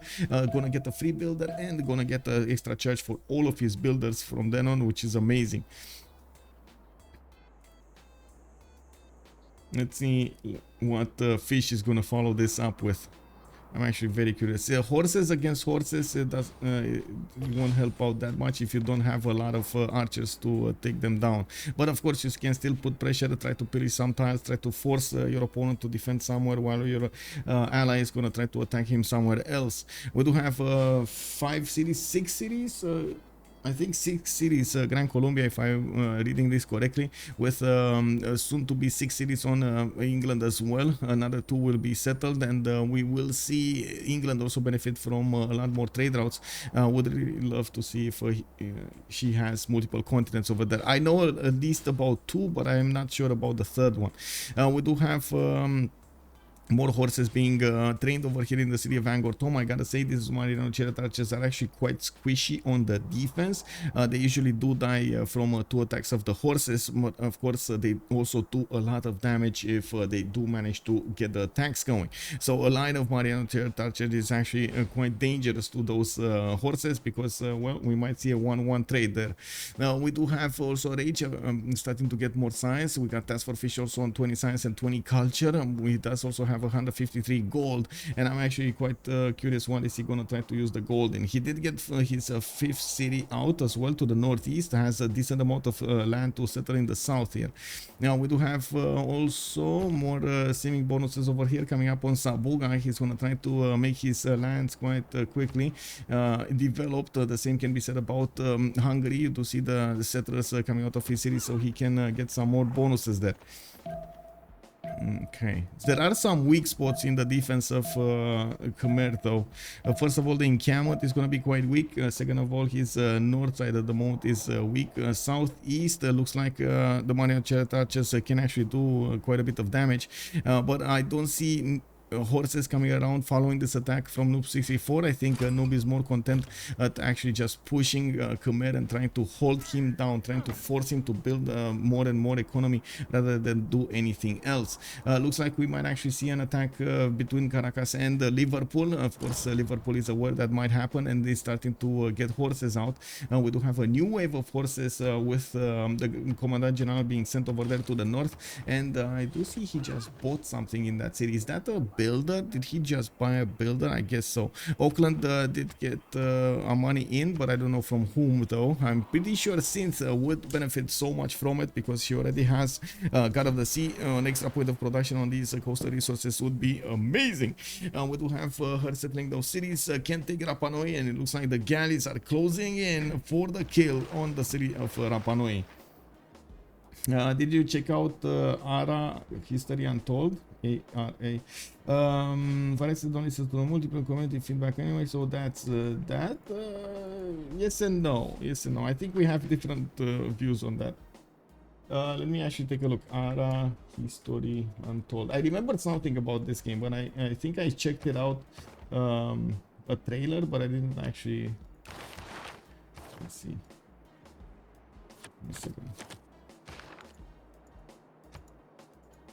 Oh, not bad. I was actually looking forward to this. It's coming soon. Yeah. I'm looking forward to this. Yeah. Very nice. Actually, nice of you to remind me. Can you put that? Hello there, Kachishka. Good evening, sir. Can you put that, by the way, Nemesis, in the new games showcase channel in my Discord? Because I definitely want to look more on it, and that's an easy channel to remember. Oh, looks like the Mariano Cheretarch has actually stood tall over there. We might see it fall. He does need to get it out of there as soon as possible, and I gotta say he did stop on a hill terrain, which actually takes away his extra movement. Only 2 movement instead of more movement. Well, it is what it is. Looks like that horse, yeah, 1-1 trade. There we go, 1-1 trade. Well, Noop stopped his production of units. I don't know why, but he stopped his production of units. Anyway, Gran Colombia coming up to the south of Liverpool with a few horses. Looks like Liverpool is chopping down an encampment and chopping down those projects. Actually, this is very surprising. We don't have Rage acquiring the next generals. Looks like he's very close to getting a second one. Does he actually have priority? I don't know who has priority here. Let's see. I think SND was like the second one from the top or something like that. They did put, or the first one from the top. I think they did put SND to have the biggest priority when it comes to recruiting great people. Also, if you are lacking turn-based games in your life, I recommend spending time on Larian games. What is the Larian games? Can you also send that in my Discord? That's much easier for me to actually take a look at that. Larian Studios from Belgium. Okay, well, what are they doing? Baldur's Gate 3? No, that's a really weird game. No,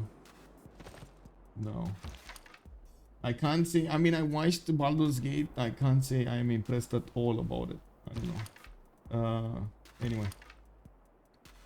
Different thing. Okay, I got the Rome Total War Remastered today for the nostalgia. Yeah, the Baldur's Gate tips. I don't know, man. It is what it is. They're a bit too fantasy-like. I don't know. Well, we do have Khmer pumping out as many horses as he possibly can from his cities. Yesterday, Lapura and Angor Tom. I do see Marion Chetarches are getting out of the way, and I gotta say, Cleopatra is actually gonna have a problem if Khmer attacks him. Noob 64 does have the science, does have the culture, but he doesn't have the units, and I do see him keep building up his settlers instead of any kind of war unit. While we don't have Fish actually pressuring Khmer from the west side, that actually will allow Khmer over here to be more aggressive on the east as well as on the west side. There are quite a few horses next to La Venta, and as you can see, Khmer is trying to do some attack moves against his units. We do have the repositioning of the army of Gran Colombia over here to try to withstand the damage. We got a few more jobs coming up from Chari, sending a new wave of these horses over there to the south. We do have the horses of Gran Colombia going to push also the north into England, trying to force him to get units out, and that's exactly what's happening. Not only did he actually chop out one of those generals, but he was forced to build an encampment, which will significantly slow down SND. He's on 20 science and 22 culture at the moment, while Khmer is still on 13 and 16. We do have Rage also with 22 and 40. He's charging ahead. Noob 64 also 33 and 30, while Cynth did go for a pen brush and voice. She stayed on 11 science with 31 culture. He's gonna develop those governor points and governor points, and will probably plug in Pingala at some moment in time. It's a D&D, so can Khmer survive? It's a little bit more than D&D, but sure. It's a very long game. Say the guy who is playing Elden Ring and defeat the third major boss after 40 hours. Yeah, I know. It is what it is, man. Okay, so looks like Khmer is putting his words where his mouth is, his deeds where his mouth is, I guess. We do have Khmer pushing in on the east side, and he's finding a noob 634 cities with their pants down over there. The Mariano Chariot Archers do not get to shoot back against this, and they will die very quickly. There's no classical unit available for Cleopatra, even though they are making a decent amount of gold. I'm not sure if they have enough in the bank, so he can actually buy out, straight up buy one of those horses. He does need, he is at the moment still prioritizing getting his commercials rather than war units, which I think it's a big mistake, since already Noob 64 did manage to get the multiple cities out. He's fine when it comes to city count. He does need to develop those cities if he wants to stay competitive, but still it's a problem. And we don't know what's going on over here, but I guess it's a bit of a problem with the host, I guess. It is what it is. Governor plots points 3344. He's about to open pikes, isn't he? I don't know if he's actually getting to pikes there. I don't know exactly where he's going with his technology, but still, some horses, man, some horses. One horse it would be enough if he gets it. That's the problem.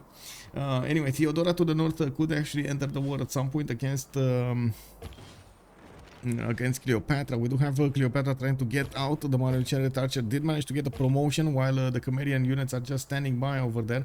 We do have Gran Colombia pushing in the north, and it looks like on the western side we do have more armies getting trained and sent to their deaths over here against the defenses of Gran Colombia. The people of Khmer will see another city from Cleopatra being settled over there to the north of Iunu. We do have Memphis getting another settler out. Oh my god, man. This guy is trying to go into a war position with 12 cities. It's happening. Noob 64 is going, man. Deep. He's going deep.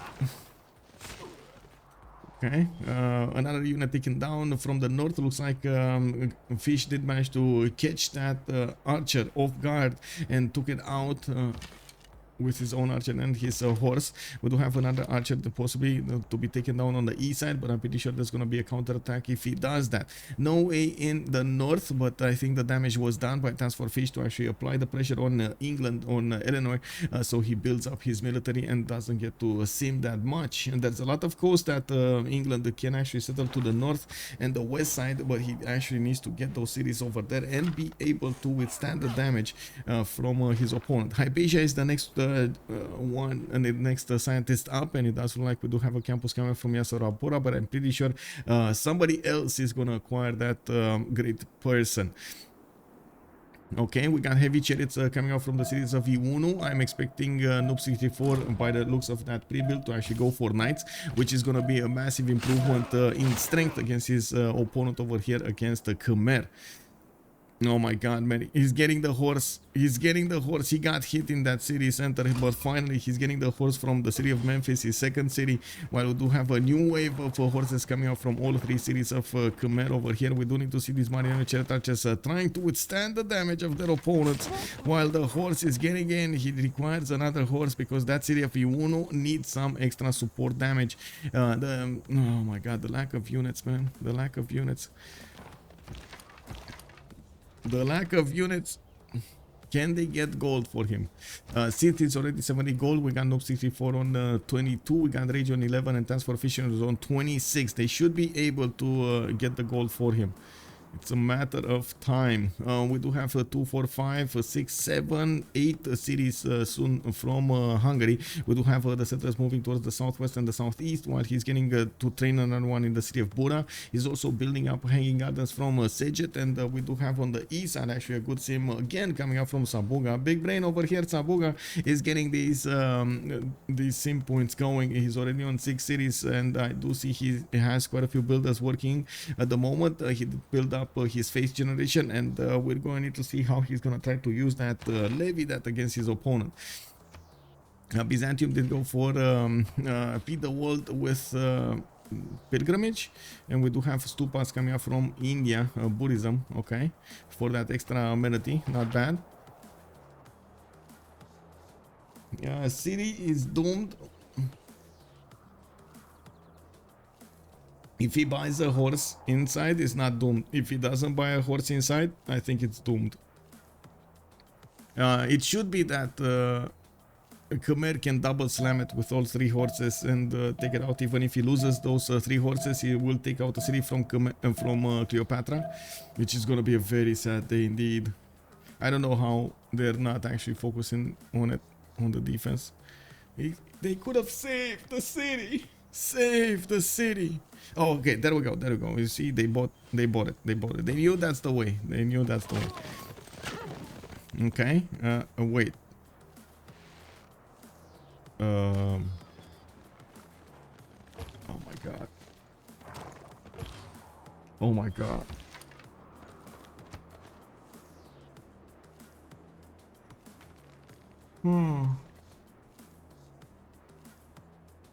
But still not going down, to be honest. It's still not going down. Okay, it's fine. It's not going down, boys. It's not going down. It cannot be put under siege. It's fine. So it's all fine. It's all good. Okay, more horses coming in. We do have those heavy chariots starting to get out. It looks like another attack coming from the north of Hariharalai, catching the armies of Elaphantguy being sent towards another city, towards Laventa, towards the south, the new acquired city-state of Gran Colombia. In the north, it looks like 2, 4, 5 cities of Eleanor did get started, and we do have him trying to build up his army count. We do have Fish managing to get 34 culture with 23 34 science with 23 culture. I do see the city of Hull and another city from England to the north. That's going to be 2, 4, 5, 6 cities at the moment for England. We'll take down Rapa Nui for the 7th city and start putting down campuses here and there, since it's going to start to acquire those science points. I do have the armies of Khmer starting to reposition back towards the city of the north. He's very worried that he's going to get pushed over there. That's where the Gran Colombian general is, giving an extra 5 points and an extra movement point on all of those Gran Colombian units. A new wave of horses coming around here, but now with horses available for Egypt to use, the people of Khmer will have a oh my god, no, that city is going to go down. It's all in the first moves over here. Can he get the fast clicks going? He needs to attack first with the easternmost horse to go against him. I don't know why he took that horse out. Oh my god, man. Why did you do that, bro?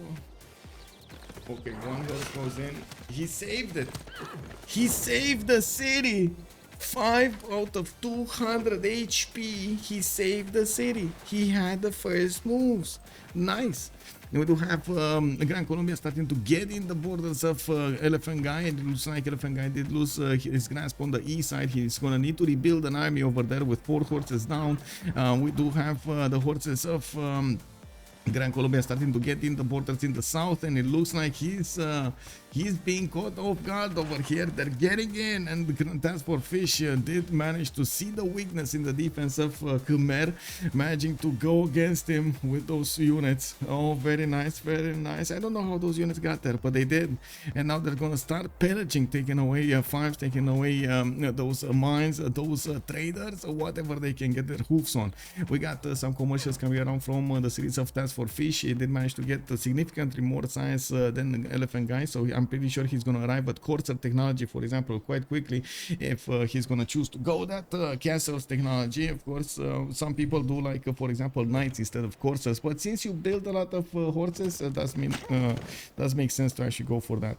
Oh my god, the Gran Colombian horses, man. Gran Colombian horses, too big to handle. I gotta say that city still has a chance of going down if Noob64 is not gonna click fast to actually take down that horse attacking it. That still has a chance of going down.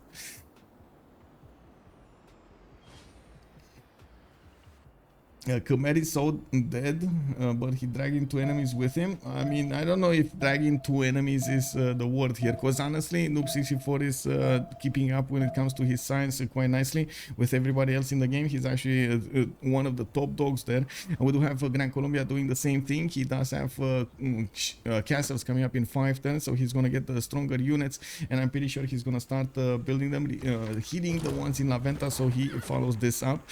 It does look like he's also doing quite a few pillaging moves, coming in the holy sites of Khmer, taking out those faith points. We got some units getting some promotions over here. It looks like some banged up horses are also getting out of the way. There is also a horse in the forest there, but that's actually very tough to handle. Oh no, he moved. Yeah, Grand Colombian units trying to get in. It couldn't get that horse. Couldn't get that horse. Anyway, now the units of Uno are going to be free to upgrade and move to the west side. Noob64 is going to get his iron working coming up in 1 turn with something, the double cart Civic coming up soon. Okay, theater squares coming up from Newcastle upon Tent. We do have lighthouses being built, and I do see another merchant did get acquired there in the cities of Hungary. I also see 2, 4, 6. Oh, look at that. Hungary did levy the city of Kabul, and by the looks of it, Chandragupta is sending some of those Varus over there to handle the military levied.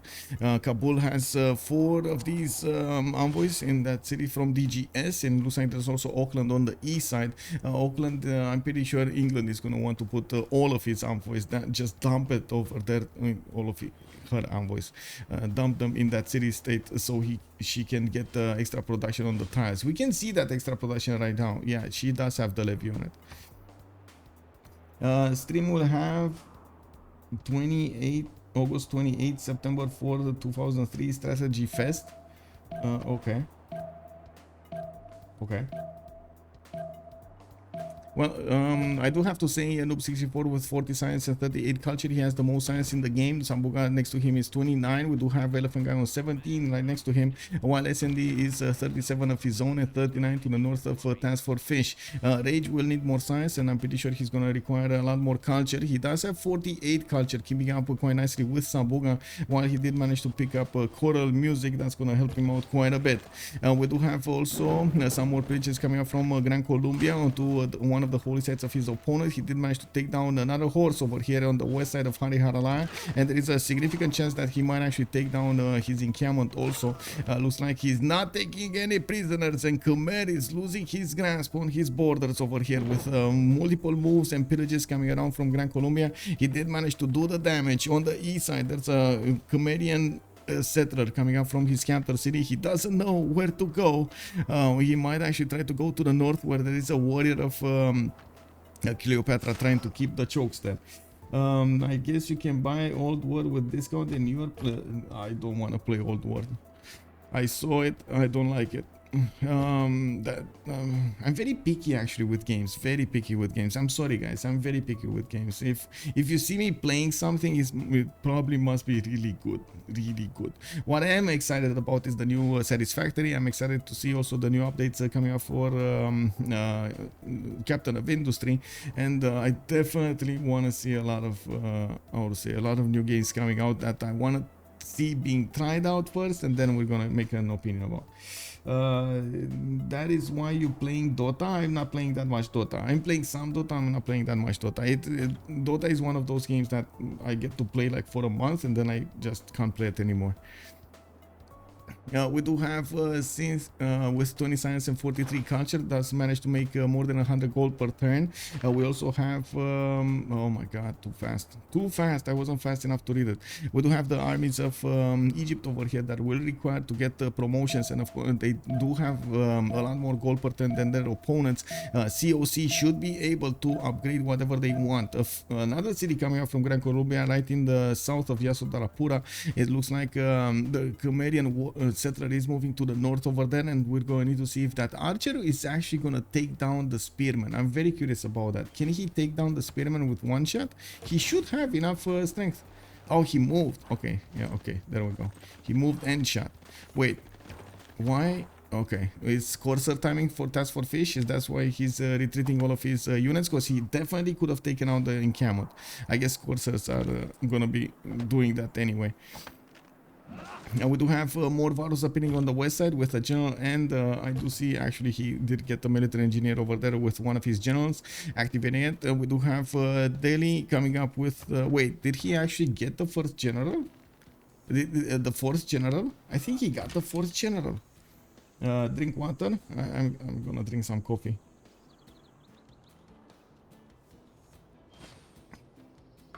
Okay. We do have temples coming in for multiple cities over here in the holy sites of Chandragupta.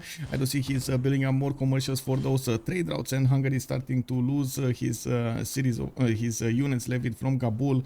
We do need to see if more units are going to appear, because these three elephants don't seem to have the power to attack into their opponents and take them down quickly enough. The settler of Khmer is moving to the north, trying to get to safety in the lands of Hungary. We do have also 4411 tiles over there to the west of London, and I gotta say, why did they remap this?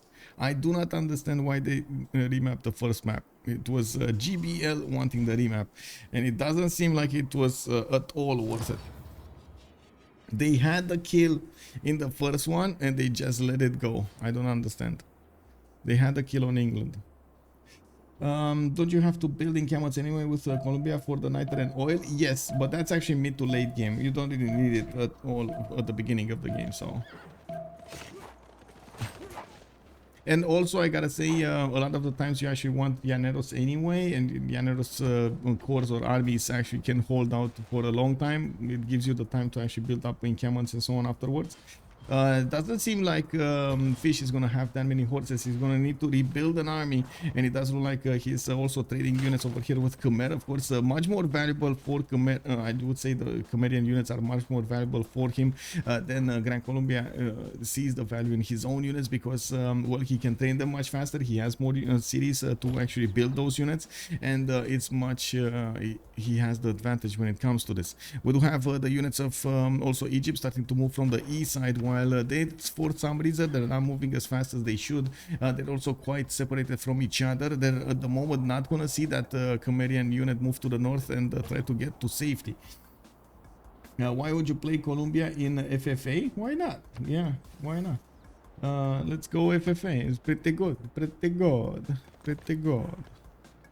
Okay, I do see castles coming up from Rage. TaskForceFish is going for his mathematics. He's probably wanting to delay a little bit castles, so he doesn't get to hard build quarters.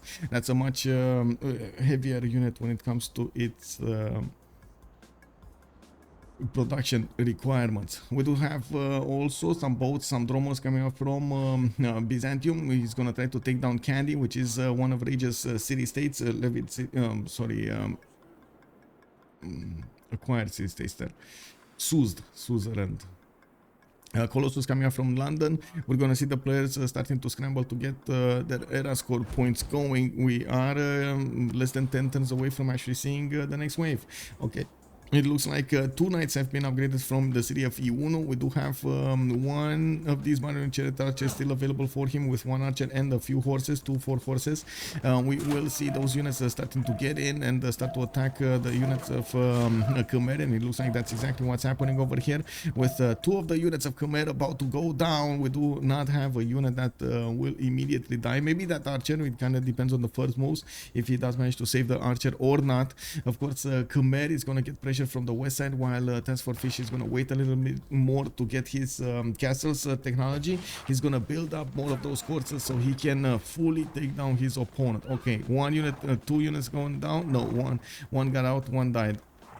I do have at the moment no vision for that settler. It looks like Gran Colombia is going to keep on pushing on the west, keeping out the pressure against his opponent, while his horses are going to be closely following up his attacks from the backside. It looks like Khmer is not taking any prisoners. 4 attacks did go against 1 horse of his opponent, and now he's losing 2 horses. Unbelievable strength from that 1 horse of Khmer, of Gran Colombia. Now we do have, where's the general? Why is the... Oh, he pushed back the general in Yasodharapura. Is this actually gonna make it? I guess so, right? He's gonna make it, but might not make it on... I mean, I'm pretty sure he's not gonna make it behind Hungary, but he's gonna make it in front. We do have Oracle coming up from Calcutta. It looks like more of these temples are in the build queues. Also, Mahabodhi temple coming up from Agra. Looks like Chandragupta is gonna have the opportunity to try to go for a diplomatic victory. If they do manage to take down one of their opponent's players from an early stage in the game, and securing those victory points for the diplo victory is going to be very important. It's going to be significantly easier versus their opponents, because they will have more players to vote in the World Congress and acquire points during the era. Also, by the way, your RS plus light gameplays are really nice on YouTube. Keep them coming. My RS plus live. Oh, talking about Kacheka. Okay, okay. Yeah, I don't know what you're talking about there, RS and LAI. But anyway, yeah, we do have more units coming up from Harir Halala and Angkor Thom, but now you can see a lot of units did get put onto the front line by Noob 64. They do want to take down Khmer as soon as possible, and we do have walls coming up in Angkor Thom in 2 turns. That he will need to actually get that taken down and soon. I mean, next turn. If not, well, he's going to need to bring up a catapult to actually deal with the wall. We do have also TaskForceFish switching now to castles. He's going to get a next turn. It looks like there was a swordsman upgrade in Angkor Thom. He did buy a warrior, and now he used that warrior to get a swordsman upgrade. We do have Yasodharapura with a few swordsmen coming in. It looks like he might actually want to take down that encampment first, and yeah, that's exactly what he's doing.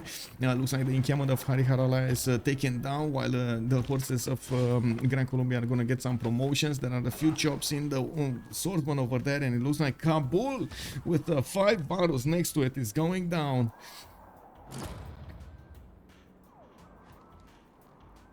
Okay, 7th city, an 8th city actually coming up from England. I did see her taking Rapa Nui, and now she is managing to get that economy for her allies.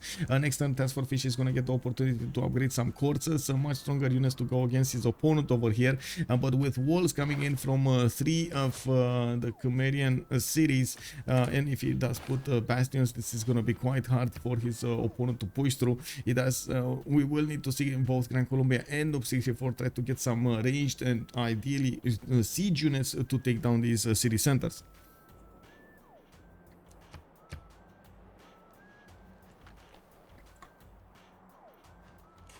We do have Governor Magnus establishing in Edfu, Iwunu coming up in with a catapult. Yeah, there we go. Looks like he knows the walls are being built. You can actually see the wall defenses getting stronger there. Getting ready.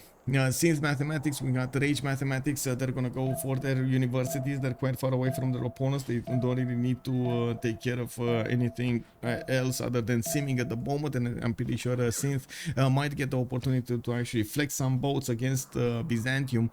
Byzantium did manage to get to 38 sciences, 73 culture, while SND is 57 and 55. TaskForceFish did stagnate at 37 and 25, but he did apply a lot of pressure against his opponent, and he will probably take down Khmer over here with time. Now he does need to actually upgrade his units into coursers, and we do have him appearing next to the cities of Khmer with quite a few units. It does look like also the Cleopatra Knights are moving in from the east side, trying to get in, pillage the traders, take as much gold as possible from their opponent cities. We do have 4 more horses, 4 new horses that get turned into coursers from the cities of Gran Colombia. He did start to get his libraries out, and I do see more monuments for the extra culture.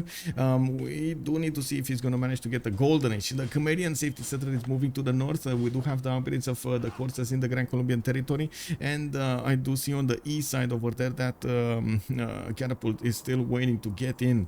We do have 2, 4, 6, 8 cities for India, while he's plugging in Reina in the city of Delhi. He's acquiring the gold from those trade routes passing through.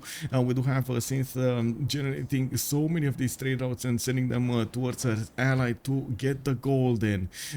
Golden age for everybody at this point, but we do have a bit of a problem, for example, for Cynth to get going. I think she can get going, especially since she's probably going to have dibs on quite a few amulets. I'm not sure what happened there. Why are they not benefiting the moon from them? 9 points for TaskForceFish to get the golden age. Rage did manage to secure one since about well, Dark Age. Noob 64 does need 9 points as well to get the golden age, and he's getting more settlers going to the north, building up his catapult count on the west side, and getting a few more commercials on the east. I do see Elaphantguy is also 50-50. That's probably golden. We got DGS on 8 points out. Sabuga did manage to secure his golden age, while SND is 39 out of 41 points, quite far away from from getting it. I'm thinking of a TSL map. Okay.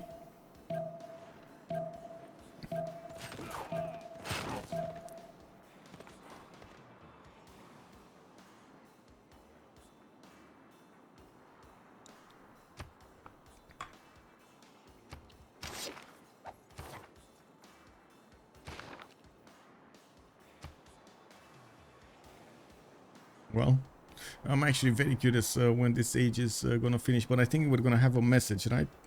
Right in front, yeah. 4 turns until this era is gonna finish. That's how much time they have to get all of the points in for the next golden age. We do have a few more units dying from Khmer. He's left with just a few units available to defend the cities on the west and the east. The majority of his defense is actually scrambling to get his capital saved, while we do have a few knights from Cleopatra. We will see what and how fast those Gran Colombian courses are going to get in to get the points done of damage. We do have a few more settlers getting out from the cities of Theodora, moving into the islands on the east side. We do have the same thing happening with more cities coming up from Hungary. He's going to get a lot more, and it does seem like it's going to be quite a road for Khmer to get that city to safety. 4 versus 3 situation developing here again. We're going to need to see if the sacrifice of TaskForceFish and Noob 64 to go against their opponents is going to be worth it. And of course, Elaphantguy was probably hoping he's going to try to force his opponents to do a lot more effort against him. It looks like he's still scrambling to get those defenses going, plugging in Pingala and Hariharalaya, and will have the opportunity to upgrade a few crossbows, 1, 2, 3 from what I can see from his defenses. The crossbows are going to do quite a bit of damage against the units, especially the horses of his opponent. Even against horses, that's pretty good. We do need to see if that's actually going to be an opportunity for him to work with. Of course, if he does upgrade the unit will not get to shoot this turn. He will need to get to shoot next turn, and we're going to need to see if that's still going to be an option. COC once again steamrolling GBL. I believe COC will win tournament. What are the rules for finals? Same rules as before. The winner from the upper bracket will get an extra win in the best of 5 of the finals. So we will see who's going to be coming up from the lower bracket finals into the big finals, into the grand finals. We do have this more significant amount of production actually available for both DGS and Sabuga, 157, 154 and 147 points. On the other side, COC is still struggling to get the production going. You see Noob 64 on 126, we got Cynth on 109, and TaskForceFish 101. I do have to say neither TaskForceFish nor Cynth are actually working internals at the moment. Cynth is going for those externals, and we do have a Rage, for example, that I don't think has that many trade routes to begin with. The courses of Gran Colombia did manage to get next to the city of Hariharalaya. He's dealing with the remaining units scattered around, and we do have the knights of Cleopatra managing to put the city of Angkor Thom under siege. And that city does have swordsman inside of it, making it that much harder to actually defend. That's an extra plus 10 on the defense that that city benefits from. We do need to see how fast those catapults can actually move from the cities of Edfu and Iwunu to the front line, so they can start shooting down the walls of Angkor Thom with a much more efficient shot. It's actually, I think, 1, 2, 3 turns to attack, and 1, 2, 3, 4 turns to attack. So 3 and 4 turns to attack for those catapults. I guess they believe Khmer is S plus tier civ. I mean, it is a very good civilization, depending on how you play it. It's kind of weak in these particular situations, but I've seen actually Khmer players withstanding even in these kind of situations. This was more of a strategy, actually tactical mistake that I think Elaphantguy did when he tried to go against Gran Colombia to the southwest side, and he got surprised by Gran Colombia's extra movement because Gran Colombia. And his horses managed to get in, and then he kind of lost his grasp on things. On the east side, he couldn't actually manage to take the city of V1. Could have been quite a bit different if he did manage to take that. He did upgrade his crossbows, and as you can see, we do have him forcing his opponents over here to make a lot of units to attack into him, and so he's doing his job. He's doing his job. I guess they just started watching, but why did GPL not remap with Elaphantguy 2 versus 1? Commander Keen, they actually remapped the first one. They had a 2 versus 1 situation against England, Age of Empire, and they gave that up. I have no idea why. Khmer was free sim in that game, or actually not really free sim. It was still next to Gran Colombia, but definitely much better position. And yeah, I don't know. I have no idea why they remapped that map. Like in my mind, it doesn't seem like it was needed. Usually you want a remap if it's 100% needed. You don't want a remap because of feelings, you know. Yeah, the only S plus is Age of or Victoria. Okay, I have a different opinion, but okay, sure. I don't think Age of Steam, or I guess S plus tiers in this game, in this particular game. Ptolmeic, I would say it's also S plus. Yeah, S plus. Now we do have those catapults starting to get in. We do have also the crossbow inside of the city of Angkor Thom. It doesn't seem like the units of... but I don't know if he's building... What is he chopping? Is he chopping another catapult, or what did he chop? I was really curious if he's going to manage to actually chop another knight out, because it does feel like he's going to need at least 2 more knights, but I think it's fine. He's fine. It's just going to be a bit too close. Anyway, we do have Hungary starting to get a lot more trade routes, working those internals. We do have also Mahabodhi Temple finished in the cities of Chandragupta. He's going to get those extra 2 points.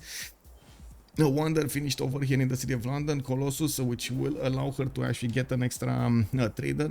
She does also have 1, 2, 3, 4. I don't think she can put at least 1 city. I don't know if she has space for another city. Okay. Okay, so yeah, so there we go. Another knight walks in. We do have a major problem for Khmer to actually defend his place. To the west side, the walls have been taken down to half HP, and each turn a little bit more is chipped away by that archer over there in the northwest. I think actually the Corsairs did do a little bit of damage as well. He did get the city of Yasutarapura under siege, but that still has a wall. Looks like Khmer did get Lingapura done, and looks like he bought another settler immediately after he got his second population, trying to get soon to safety. Still, 4 versus 3 situation in the long term is going to be very hard for DGS, Sabuga, and SND to counterbalance this. And we do need to see what Gran Colombia sim is going to look like soon. It doesn't look like he's outputting more units over here, and we do need to see the catapults of Egypt to walk in and deal with the walls in all of the 3 cities of his opponent. Yeah, looks like Corsair did die. Fish was not on the buttons over there, and did not manage to save that city, save that Corsair. 1, 2, 3, 4, 5 catapults coming in from the cities of Egypt. Looks like he's going head first into that. Gran Colombia did underestimate the resolve of Khmer, and we do have a catapult coming in from the south, about to enter the borders of Yasutarapura and start smacking down those walls defenses. 2 of them actually coming out from that city in the south. We do have another Corsair being trained in the city of Lavenda that will need to get onto the front line. You do see we do see the Khmerian the courses. Ooh, going to the north over here, forcing more defenses from England. Very nice, very nice. Coming up from Fish. He's taking his role very seriously. I gotta say, he's the Irel warrior over here. He's taking his role very seriously, trying to Irel both SND and the Elaphantguy. Elaphantguy, he kind of succeeded. SND, he did manage to also secure his golden age at the rage securing his golden age. Cynth, I don't know, but she did manage to get up to 62 science and 66 culture. 204 gold a turn for Cynth. Era score. Anyway, catapults are walking in. They're gonna start shooting down the walls, and it looks like multiple knights are just waiting for the walls to crumble so they can get that city going. Looks like also Khmer is putting that city, that settler walking into the north. He's gonna try to settle it to behind safety over there, behind Estergom. We're going to need to see if he's gonna manage to get there. The city of Angkor is not being put under siege. Neither is the southern city. Looks like Khmer did manage to push back quite a few units of his opponents.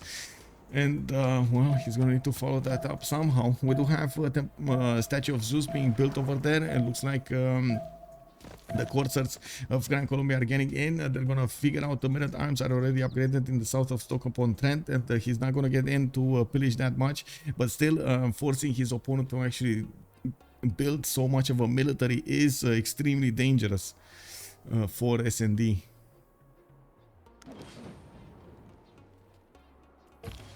I know legacy card gets locked after tier 1 building, like autocracy, move to the minus to get autocracy legacy card. Yes. I didn't get any card at all because I didn't build tier 1. Only after monarchy I got the card for first governor. Yeah, I mean, you don't get the card if you don't build it. Yeah. Okay, Angkor Tom's walls are half HP. We do have the attack on the south, an attack from Gran Colombia in the north. Looks like he's trying to get in through the cracks there, and we do have some pikemen also getting upgraded. The first catapult attack against Yasodhara Pura with new units coming up from Khmer. He is trying to make it as hard as possible for his opponents to take down his city defenses. We do have some courses also designated to go to the north over there from Gran Colombia. I do see new ones that are coming up in the build queues over there to the west, and we do have the next era in 1 minute and 20 seconds. We're gonna have a pause for 2 minutes so they can actually take care of the Congress, and we're gonna come back to see what they did, how they did it.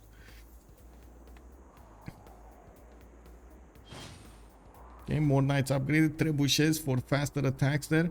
And it does seem like it's going to take quite a bit of time for Lingapura to go forward. I do have to mention that if Khmer falls over here, we're probably going to see them relocating, refocusing their efforts actually towards the north, towards Hungary. I don't know, for some reason I was thinking about focusing, but I didn't actually link it with re in my mind. It is what it is. In the general screen, where of course we got all of the early ones taken away from them. We do have the fish benefiting from another one this time. We do have also Grandmaster Chapel coming up from Theodora, and we do have quite a few boats actually starting to come out of the cities of England. She might want to go against Sabuga on the coast, forcing him to build up a navy. She did probably see the city of Candy being taken over, and the Cynth over here might get worried. We're going to need to see if she's going to be able to build up a fleet and go against Byzantium. It definitely can happen, and I would really love to see those cities go down. There are 1, 2, 3, 4 cities over here. So we're gonna have a pause. We're gonna come back in 2 minutes, and we're gonna see the conclusion of this.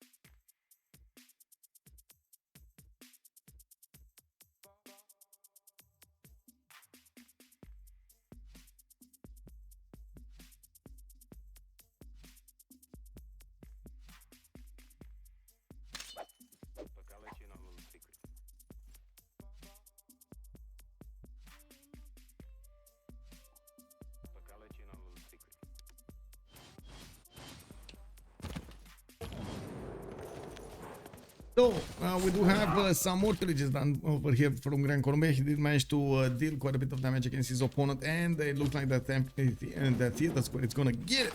A builder got taken away and deleted, while he's gonna pillage also the mine, the iron mine. We do have also Angortom being put under siege. Those Gran Colombian units, well, are moving into Yasorapura. They did take the walls down, and the corsairs are starting their final attack runs. The city is gone alongside 2 units over there. Looks like we do also have Ptolmeic needing to move his units towards the front line, and he's going for his printing importance.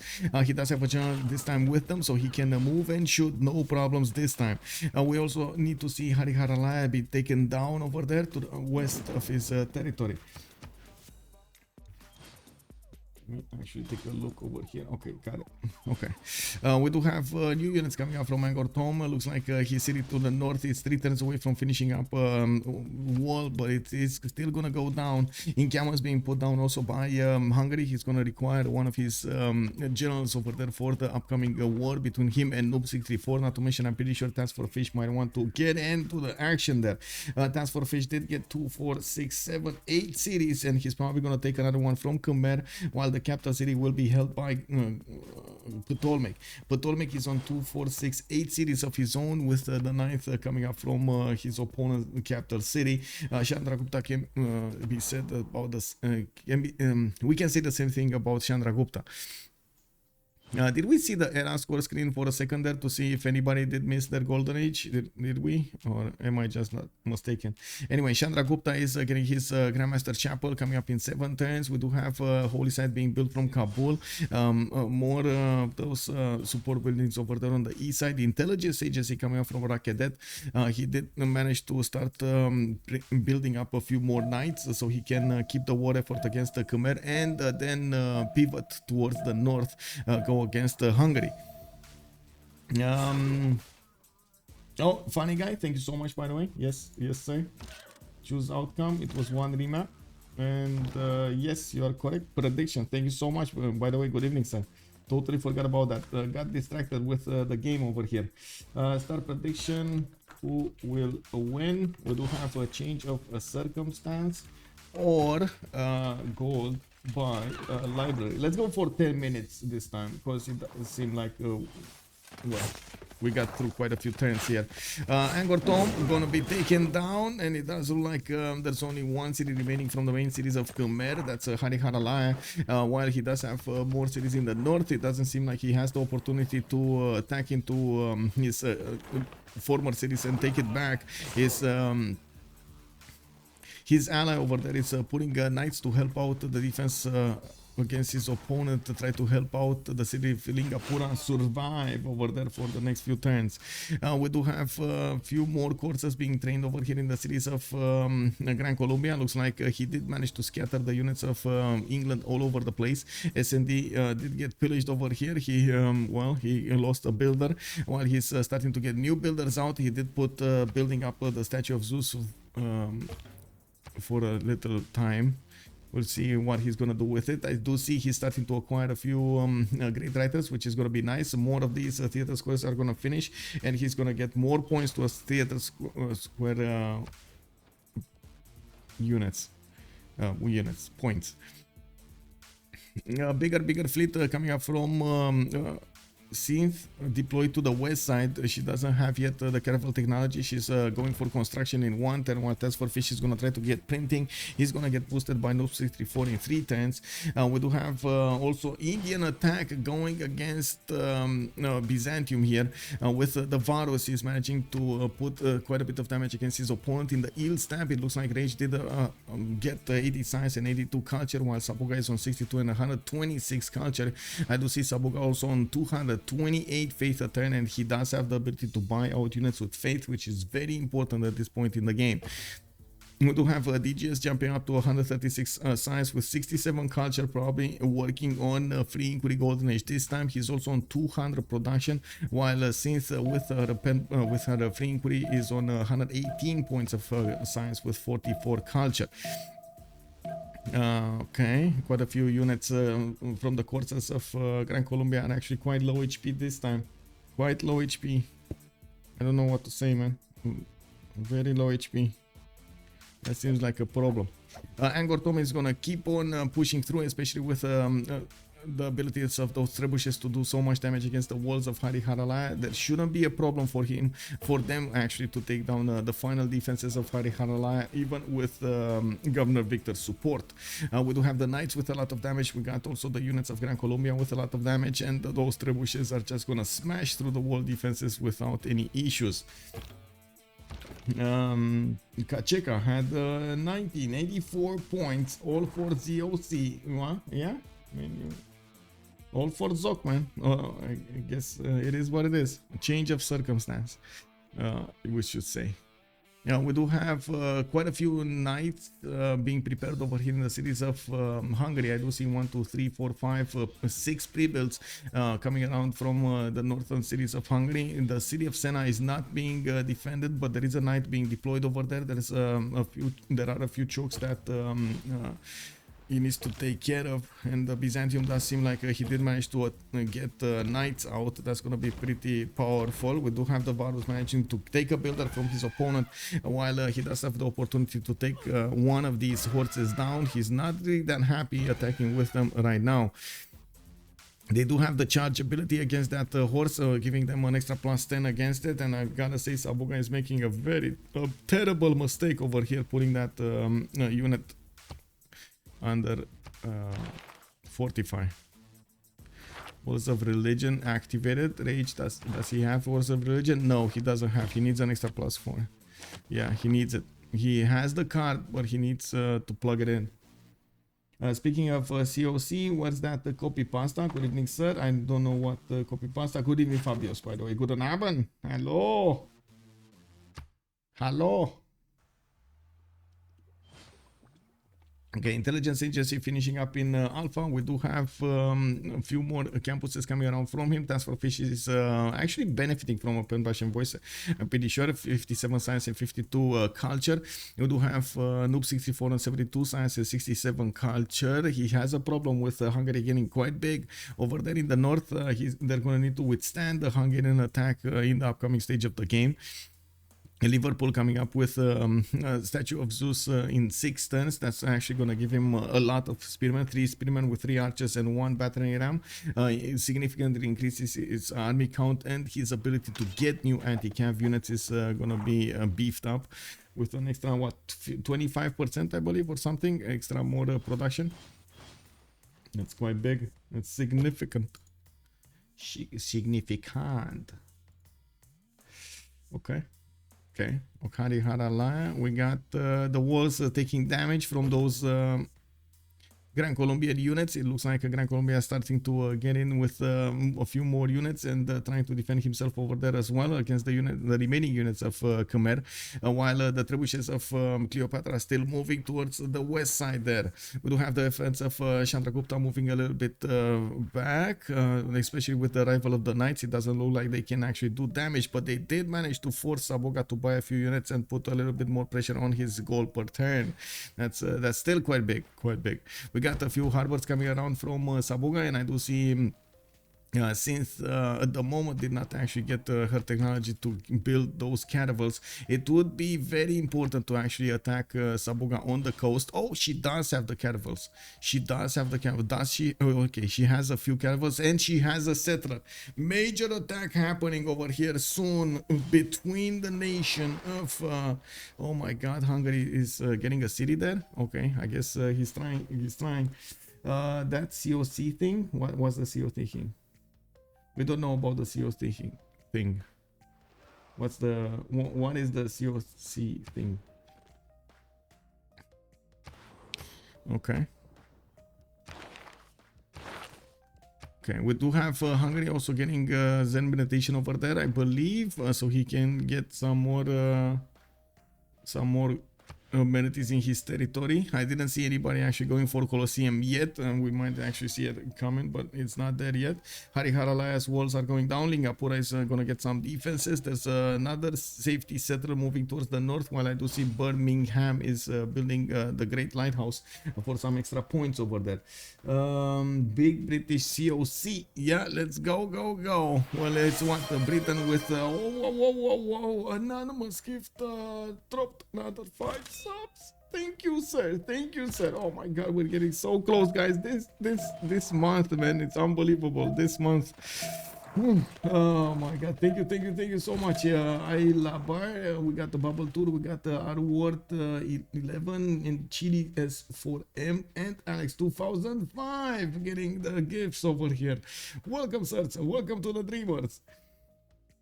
Now we do have to see also if there is gonna be a follow-up attack against the north. It looks like the Knights are moving, and the Knights of Colombia are actually moving towards the city of Lingapura, forcing Hungary to also deploy more units over here, while we will see them needing to actually get these units upgraded, and of course more gold will be required. We got Cynth going for her frigates, and I do see exploration coming up in 2, allowing her to actually get the Priscan card worked in her policy slots. We do have the units of Khmer slowly dwindling next to his final fortress over there in the main cities, where he does have Governor Victor plugged in. We do have the Egyptian trebuchets repositioning towards the north, and it looks like they did allow TaskForceFish to do the final nail in the coffin against the Elaphantguy. Looks like also 2 commandant generals are being deployed here in the south. We do have Hariharalaya very low in HP. It's about to lose the world defenses, but also that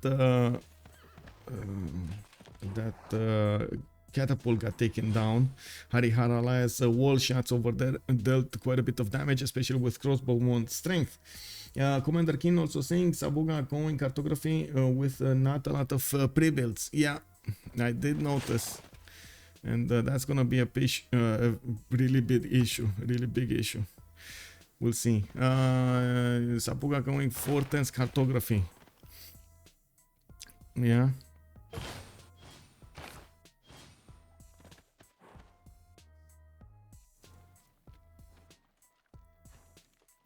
I guess the big question is, will that Khmerian safety settler make it, or Lingapura is going to go down before it? Because these trebuchets still need quite a bit of time to get to the cities of Lingapura and take it down. They need 1, 2 turns to fire, the first one, and the second one is 1, 2, 3 turns to fire. And that settler can only move 2 tiles a turn. And I think he's still quite far away, or is he? There's an island over there, so I'm not sure if that was settled or not. We do have more armies appearing to the south of Byzantium, a massive fleet over here on the east side with caravels appearing from England. We do have her also going for the pre-builds for her frigates, which will allow her to take down cities' defenses much easier, not to mention do the initial attacks against caravels, so she can follow up with her own caravel attack against the fleets of Byzantium. It looks like even with bigger production over here, DGS and Sabuga will have a significant problem in the next part of the game, especially in a 4 versus 3 situation. One of their allies it looks like he's very relevant to the game over here. He's a walking, talking military alliance basically at this point, and not to mention needs to do some votes in the Congress. Hariharalaya walls. Okay, that trebuchet didn't attack yet. Okay, we will see it attack soon. And it looks like they're actually waiting a little bit. Egypt can upgrade that that knight. Chevalier. Okay, it is what it is, man. It is what it is.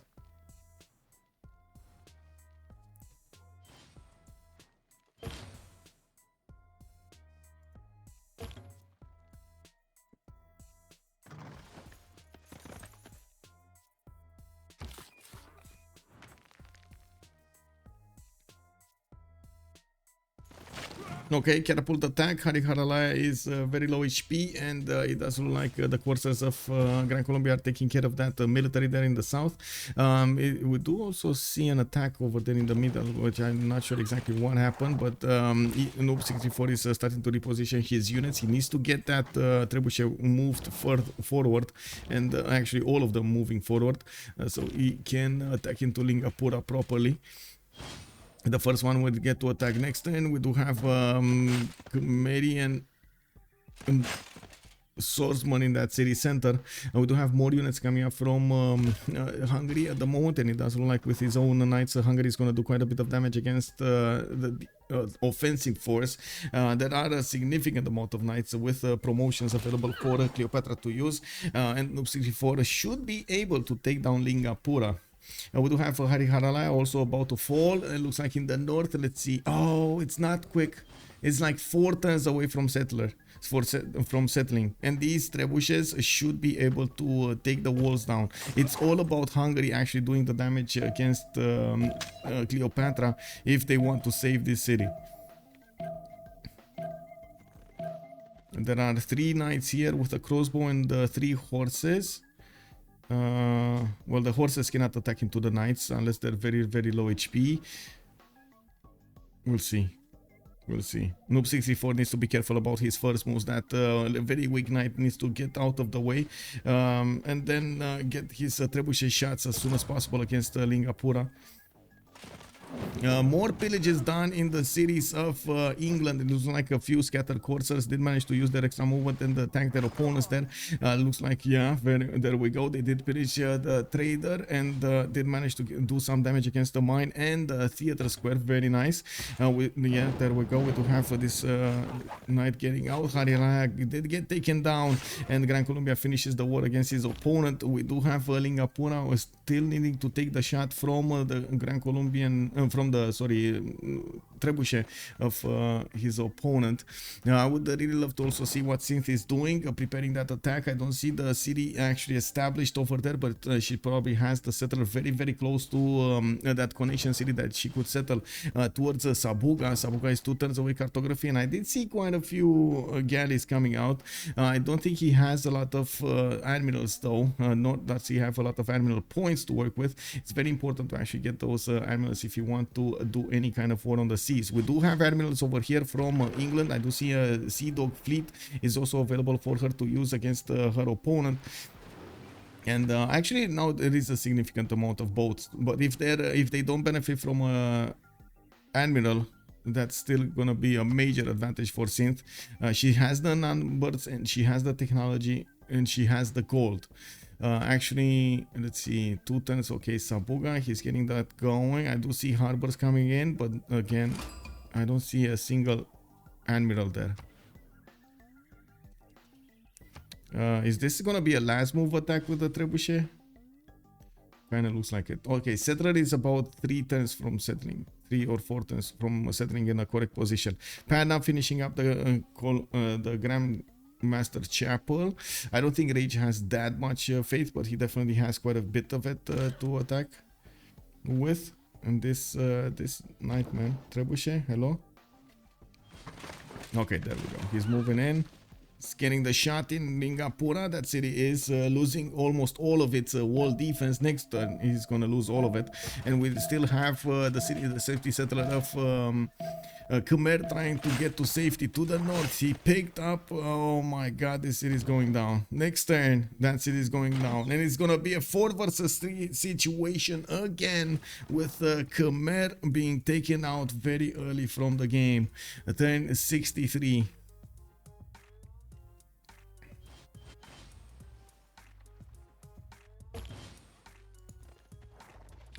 Fun fact, Linga means okay in Sanskrit, so it is literally okay. Yeah, and that's it.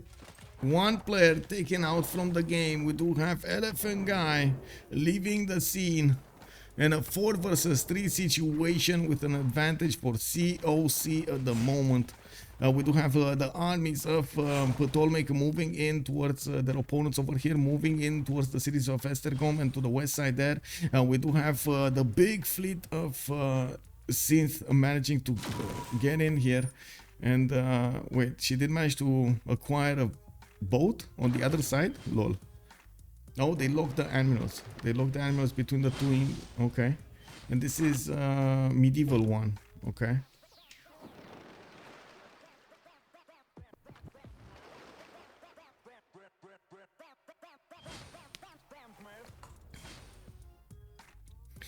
Quadrine's coming out of her city, so she can pre-build those frigates. She's gonna need somebody to actually unlock Niter.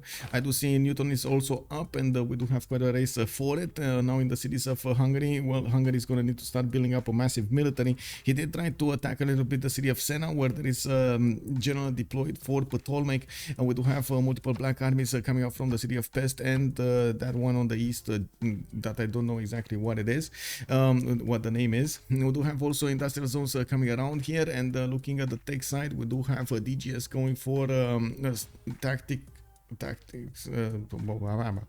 Anyway, the tech before military science, siege tactics, I believe it's called siege tactics.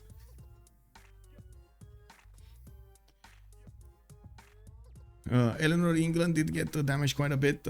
He's still suffering when it comes to getting his stats up. The same can be said about TaskForceFish. He did need to get a significant military force so he can take out his opponent Khmer, but they did manage to succeed to take him down before he managed to get that safety settler out, giving them a significant advantage when it comes to the World Congress. Now Chandragupta did manage to build up oh my god, another two courses get in. How did this happen? And look at them, they're actually gonna go directly for the holy sites. For the campuses. There we go. Campuses and Gavron Plaza. Campus and Gavron Plaza. That's what they're gonna do here. He needs to shift enter though. I think Gold by Library will just never remap again. Yeah. They need to learn the lesson on this. They really don't need to remap like this if they don't have an actual big reason for it. Free inquiry Hungary. Yeah, he is free inquiry Hungary. Okay, that Corsair actually doesn't have promotions at the moment, but he's like 1 or 2 hits away from getting a promotion. We do have England also getting a lot of pikemen to defend himself. He's also getting a spy out.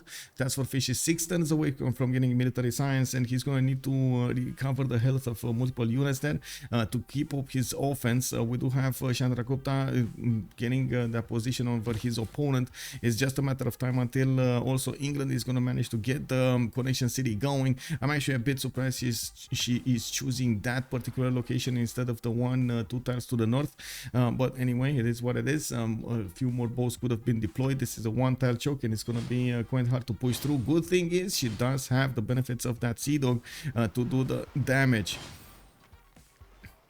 Okay, caravels are getting built over here. I'm pretty sure that the Sea Dog fleet can actually do massive amounts of damage against the caravel, and of course follow-up attacks from her own caravels should be able to take it down. There might be a chance for Byzantium to get an admiral though. I think he will get an admiral if I read the points requirement correctly. Yeah, I think Malm is talking about the exact same thing over here. There's quite a bit of a problem and an easy defense for Byzantium. He can use those tiles to block the choke, and this is why I thought to the north on the right tile it would have been a much better way for him to for her to attack with. But anyway, it is what it is. Yeah, we're there in the south.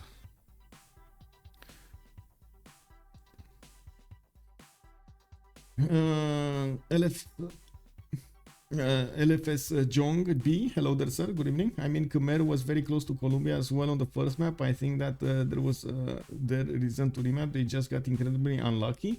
I mean, you say that, but then Elaphantguy said that he would have wanted to actually play against Gran Colombia. So I don't know. Oh, SAD is calling out the GG. That's it. Certains se demandent si le pouvoir COC wins the cities with a 2-0 advantage against Gold by Library.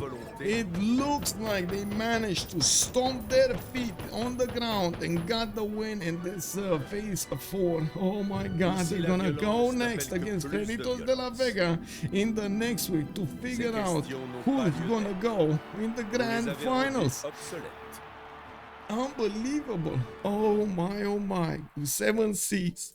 Actually quite fast 7 Cs. We're gonna need to go into the channel for the debrief channel to see what's going on over here. Well, GG well played. GG well played, boys.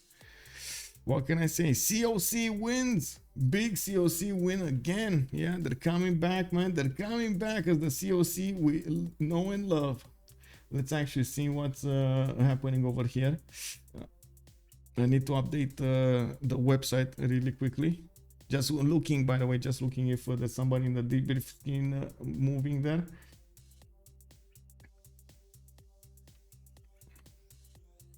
There we go. Updating. Man, is still talking about this. Do we have anybody in the debrief? No, they're still in their channels, by the way. They're still in. It looks like SND left and Elaphantguy left. Unfortunate.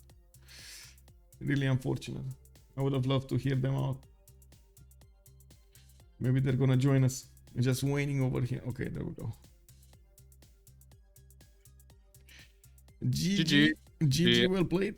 Yeah. Another game without the Colosseum built. How do you feel? Yeah, I can't. I mean, I guess nobody really had time. I don't know. I should have just. I could have done it instead of one of the campuses. But you're doing it. You're doing it. Okay. Yeah, I'm doing it now. I know, but yeah, nobody's contesting it. So yeah. Did Sabuga have any naval free builds, by the way? Yeah, he has some, but he actually has caravels now. Even but I can Discord stream. He does have some boats, but I think with the Sea Dog. Actually, I don't think it will be that easy push even, with the canal because of taxes. Yeah. Did he get an admiral? I didn't see if he got an admiral. They were still locked. They're gonna come up soon though, and I think I have. Yeah, he gets one soon. He can get one. Oh, I would be able to faith buy it. Actually, the admirals. No, we should have done that way. We should have done that. But I have 413 points. Like if you faith buy it, I think there might be a play where we try. You can take +3 admiral as well with that. Yeah, you get Armada and everything. Yeah, like he's anyways 2 versus 1, so I think that, like anyways. Can you hover like his slams into my Varus? It's so funny. I'm just sitting there with Varus and I can't do anything. It doesn't work. I mean, the horses were like the horses. I don't know why there were horses. The horses were not anything against the Varus. Yeah, I 2 or 3 shot the horses with Varus general. Like Varus are so they're so impactful for such a long time. Actually, it's insane. Guys, look at the UK. How about that map? UK, man. But in the wrong capital. What can I say? I know they're up in Scotland. Yeah. Oh no. That was also 3 continents there, right? You got white, red, and purple? Yeah. 2 extra trade routes? Nice. I mean, she fed me 20 science. And the whistle banking coming up was so insane. Like, Reina is making 40 gold from traders going through it. Yeah, I wonder it's that much GPT actually, with no harbor in the city and no market. It's just Reina. So every single trader is going through that city. It's crazy, actually. Yeah, it's super good. Yeah. I mean, I don't know spawn-wise, like the fact that we have Giga Naval traders set up and Khmer being absolutely screwed just makes us in the game, I think. Yeah, I mean, Defender Deny, I think, was big. Yeah, that as well. Volleyball just doesn't do enough. I gotta ask about the remap, man. Yeah, Sabuga, why did you remap? Yeah, what was the reason? I don't know. Can you read my captain name, please? Yes, I saw it. If you didn't want the remap and the Elaphantguy didn't want the remap, why did you remap? No, we just Elaphantguy just like he wanted remap, right? Yeah. Oh my god. Wait, but he told me in chat. But he said he promises it's not because of me. That's what he Yeah. said in chat. Yeah, You lied. no, it was more. No, I'm not.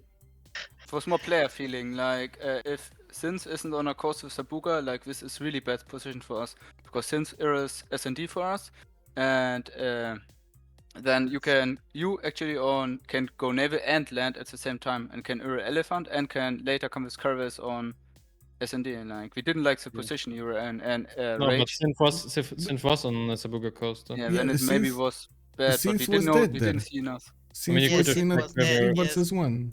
Dromon's very good. And you on had naval. god spawns, no double refish, Cocoas in Mhm. Hungary capital, Sabuga, double triple banner, no, it's a god spawn. Yeah, we could play it.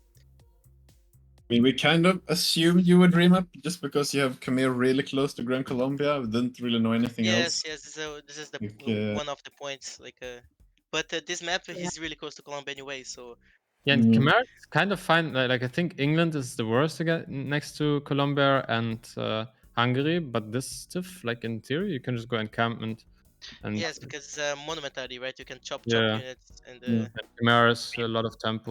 Noob definitely needed a help there. Like he did great, like helping. I wouldn't be able to push that without Noob's help on that side. Yeah, I think so too. He was about to lose a city though. That was very close, yeah. I looked over, Noob accidentally went autocratic legacy, which was a bit unfortunate. Yeah, I see this. That was funny. But I don't know why he used autocracy because he wasn't doing any wonder. I mean, it's just +1, slightly faster plus a building in cap, right? But yeah. Oh, autocratic legacy. Oh, Yes. You get not play. too bad actually. So, And everything. Yeah. Rage and Cynth, you are playing against Freito again in the next week? Yes, this How time do you we will feel win. against Freitos? This time we will win. I am much more. I don't know. I think it's gonna be good games. I think we're very close. We've Yeah, now that Demori has defected to Civ6, the naval maps are open for us again. And I see your way to play is very different between Freitos as COC, and it will be an interesting confrontation of style. You seem with heavy stats, and they like to go for heavy production in early game. Yeah. And I think it will be an interesting confrontation. Yeah, it's gonna be fun. Like playing against them is usually the closest games we have. Them and Ulysse, right? So Which player do you afraid the most in Freitos? Rage. Afraid of the most. I don't know. Wait, are you gonna tell them? I think they're gonna ask. Are they gonna watch this back? So I don't think we should answer that. Yeah, exactly. I don't want to give anyone no, but I want to ask the same question for Cynth and Task. The most fun to play against is JR. That I can say that much. Yeah. I'm most afraid of JR. He's the most spooky guy, and I hope they don't field him every single game. Oh no.